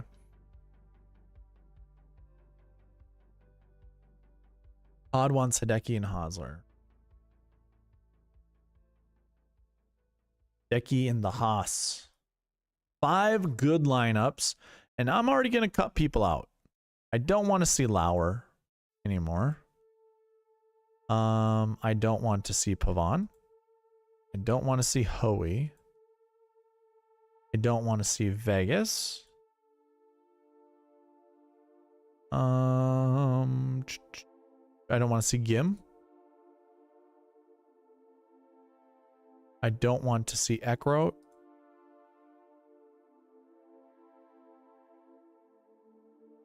Who else do I not want to see? Probably Victor Perez.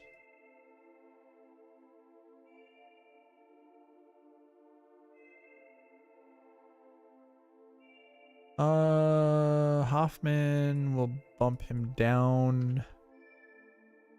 You can see like 1 or 2 of Hoffman. It's fine. Okay. We're gonna get you 5 good lineups. Matsuyama, Rye, Hauser, Dietrich, Hoffman, Sam Stevens. This is a great lineup right there. First lineup is good. Stevens getting the boot. I don't really care for Chandler Phillips.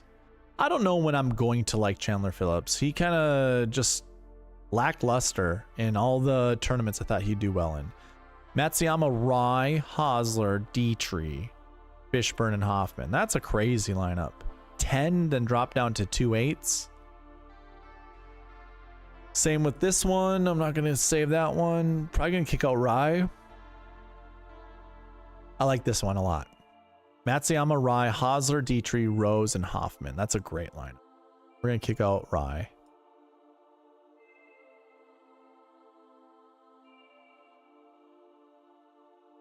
Matsuyama, Lowry, Hosler, Dietrich, Hoffman, and Novak. Yeah, I'm not too keen on Novak. Matsuyama, Zalatoris, Hosler, Dietrich, Cole, Silverman. Hey, I don't mind that lineup.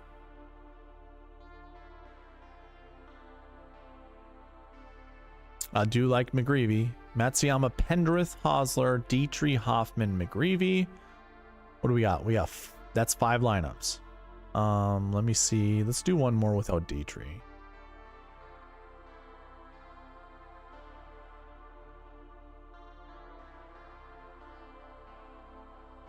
It's close.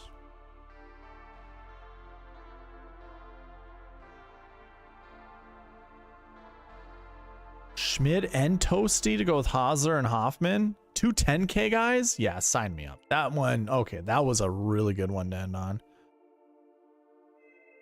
All right. Save this one. Those were lineups for Todd. Just wanted to do 5 of them. I think I'm all caught up, right? No, there's one more I need to do 2 on. Who was that? Someone gave me a second lineup. Who was it? Was it Lombardi?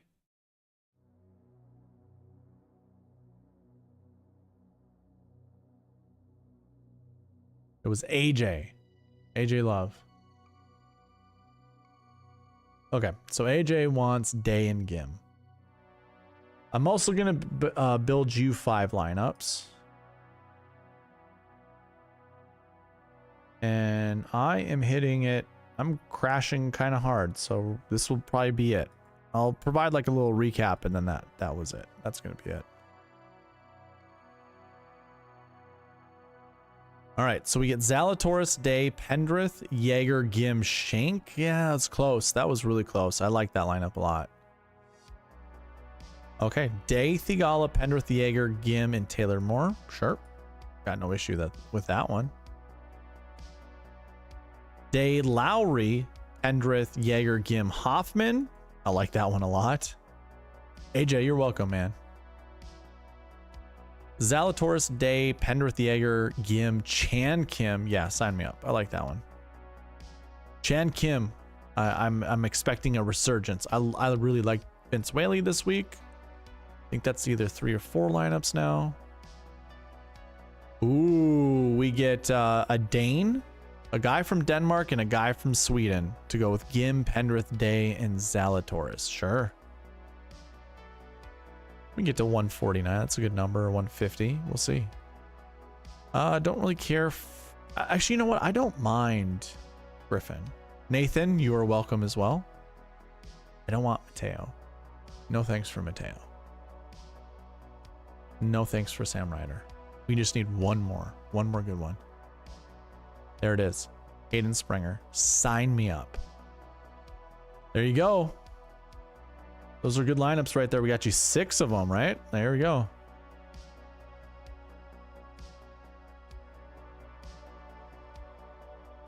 All right. I built lineups earlier today. And I'm going to show you the lineups that I built. They're right here. They're very similar to the lineups we built tonight. I obviously went with Zalatoris and Hosler as kind of my guys I was anchoring my lineups around. Plenty of Dietrich in all of these lineups. I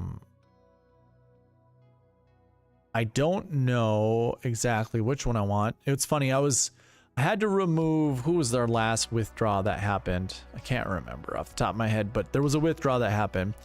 So I cut him out and I pasted everyone 1 step up. And so I already had Zalatoris and Matsuyama and Hosler. So it was a guy below Hosler. I don't remember who it was. So then I cut those guys out, and then everybody else jumped up, and it was these dudes right here. Hubbard, Wallace, and Potiter. What a lineup. I'm excited for that lineup.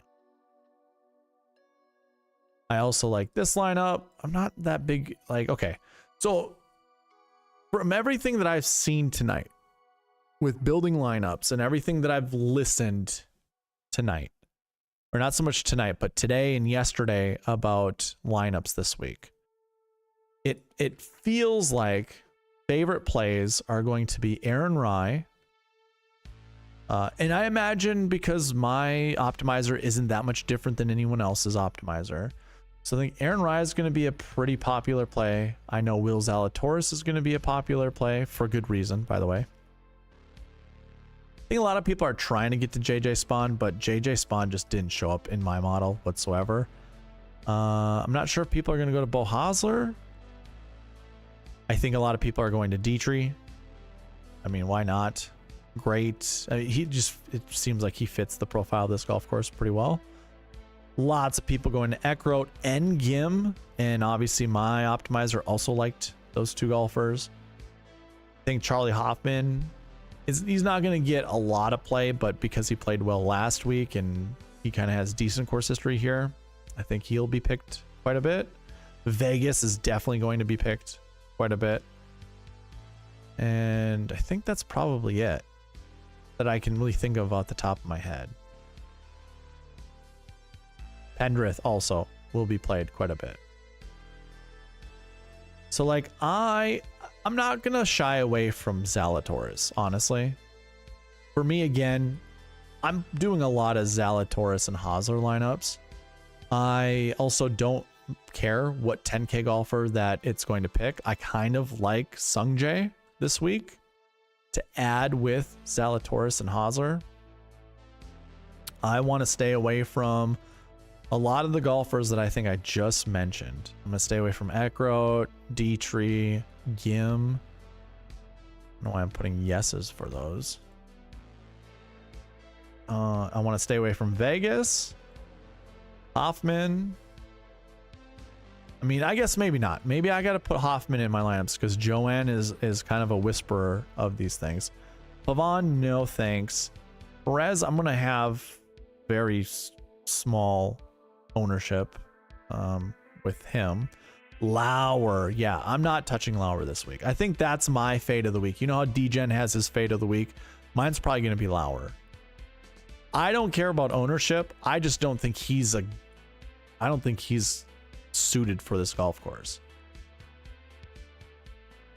We're going to say no to those guys. I also don't really care for Eric Cole this week. Let's give a boost to Thorbjornsen. I got a question about him early on, and there just was no picks of him. Might have to give him a 200-point bonus. Let's see what this looks like. Let's have the optimizer select 110K, which we do. Perfect. See what happens. Just going to build a couple. That's it. Not going to stay too late. No, I don't want SHChem. And I don't want Novak. I don't mind Wallace, so I'll bring Wallace back, but no on Novak. And no on Kevin Roy. Don't want that. And Victor Perez can show up one time. That's fine. Yeah, I'll build lineups up to 154. Tway, nope. Although Kevin Tway is not a bad play at this golf course. I don't want Pearson Cootie. Those five at the top. Finau, I don't know about Finau. Out of all the 10K golfers, I guess no to Finau.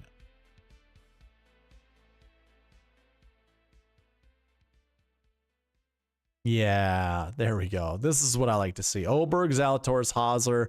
We get Moeller in there with Stevens and Grillo. Yeah, sign me up.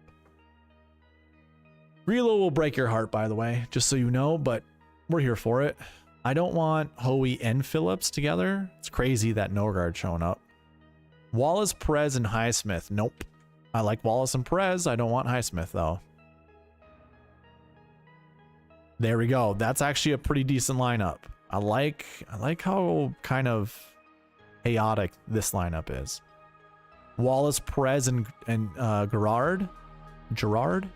Yeah, Ryan Gerard. I want not as much Victor Perez though.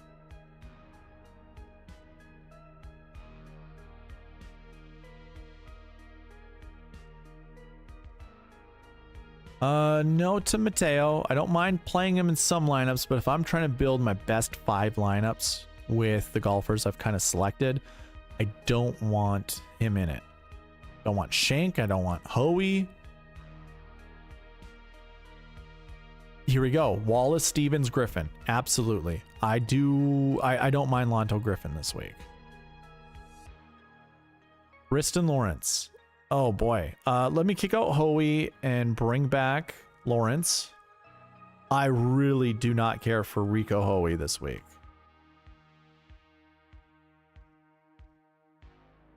Lashley, yeah, you know, Lashley's not terrible. If I had, you know, if I'm building 300 lineups, this one I don't mind saving. KH Lee, I'm just going to skip. Wes Bryan, I don't think this is a course that's suited for him. Goddard, I don't mind, but I don't want to play that lineup. McGreevy with Tristan, or Tristan, I should say. That's fine. All right. I already got my 5, but I just want to see one more good one. Damn it. There it is. There it is. There it is. Holy crap. It took all the way until 155, lineup 155, to get Joseph Bramlett in here. How crazy is that? Bramlett's a California native, so that's pretty good. Grayson Sig wouldn't be a bad person to go back to. Kind of, he did really bad last week, but that's fine. Okay. We are probably coming to a close with the video. So get any questions that you have into the chat. And I will answer them before leaving, but we're going to leave pretty soon. Troy Merritt. Oof. Ball from Grace. That guy's had.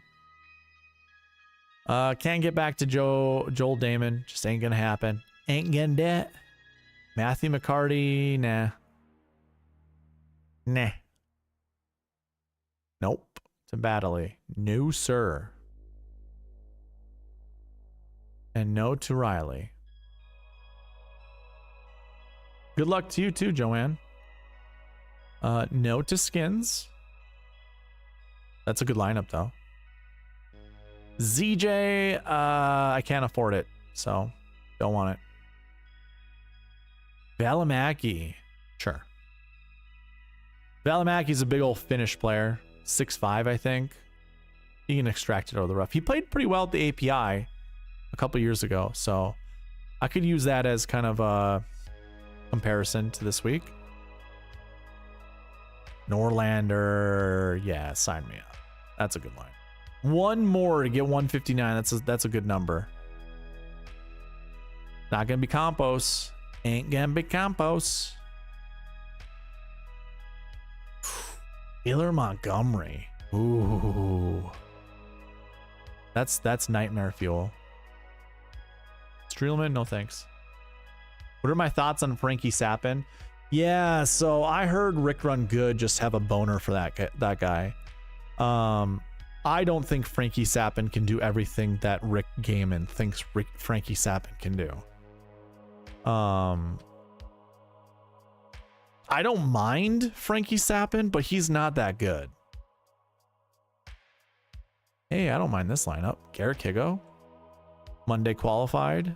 I want to see one more good one. You know what? Maybe we can do a deep dive on Sappin. Matt Neesmith, no thanks.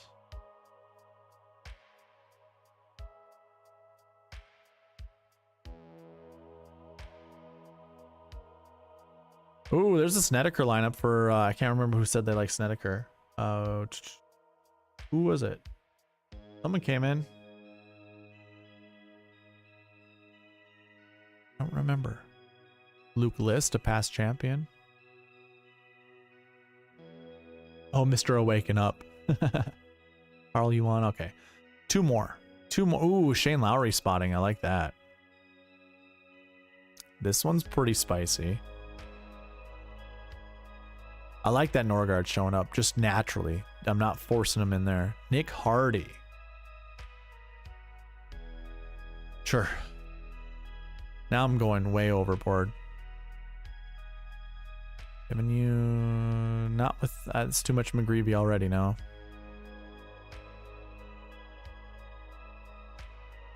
Yeah, and that's fine, Lombardi. Lombardi, I don't think that's terrible, honestly. I don't think that's a bad thing.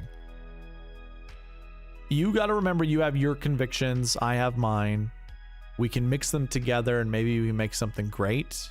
Maybe we'll make something hideous. But if you like Sappin, you play them.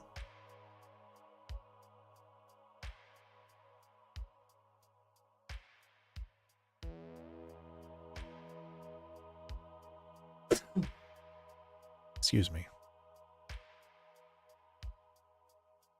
I said two more like probably 10 lineups ago. Ooh, Brian Campbell.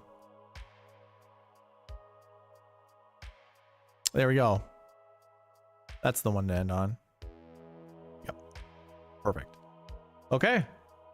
Those were decent lineups at the end that I was building that had Norgard in there. Love it. Cool. Deep dive maybe on Sappin really quick. I'm gonna use this. If I go my performance, I have no idea if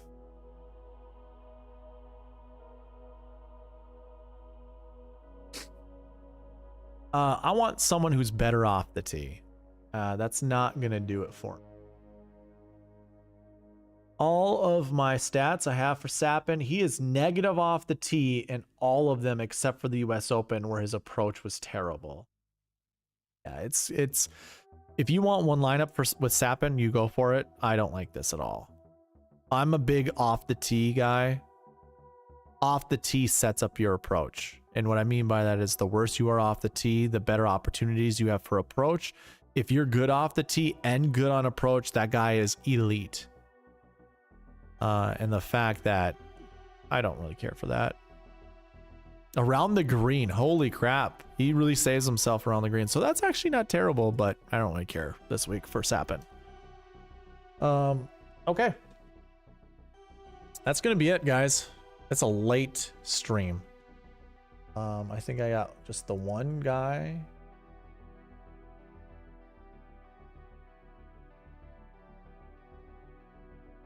Roll call number 3, last one, just say good night. That's all I need you to do. Good night. And we'll have roll call number 3. The fact that you stayed all this way, I appreciate you. Maybe you're just lucky and you're just tuning in. You want an entry into the weekly and monthly giveaway? All you gotta say is good night. That's it. GD night 95, that stuff.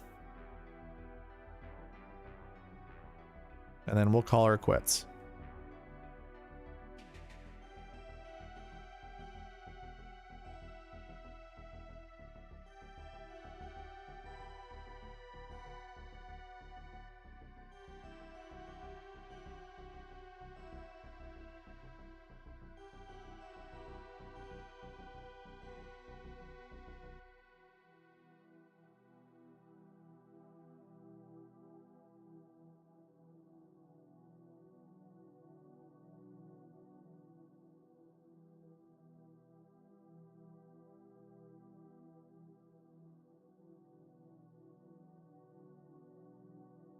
Nathan Johnson, good night, sir.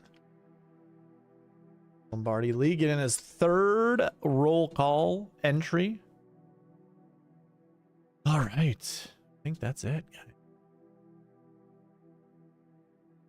guys. If you guys aren't subscribed, subscribe. $1,000. We're gonna do $1,000 giveaway when we get to 1,000 subscribers. So, do it. Do it, do it, do it. If you didn't already know, weekly and monthly giveaways. Be subscribed. Comment after I end the live video. Go ahead and go comment on that. Go comment on the video. You get If you're here in the live video and you just did the roll calls, you'll get an additional entry if you go comment. If you weren't here in the live video, you get an entry. No matter what, you get one entry for commenting on the video after I post it live. Go check it out. All right. Good night, everybody. I'm gonna sign off. Thank you for watching. Please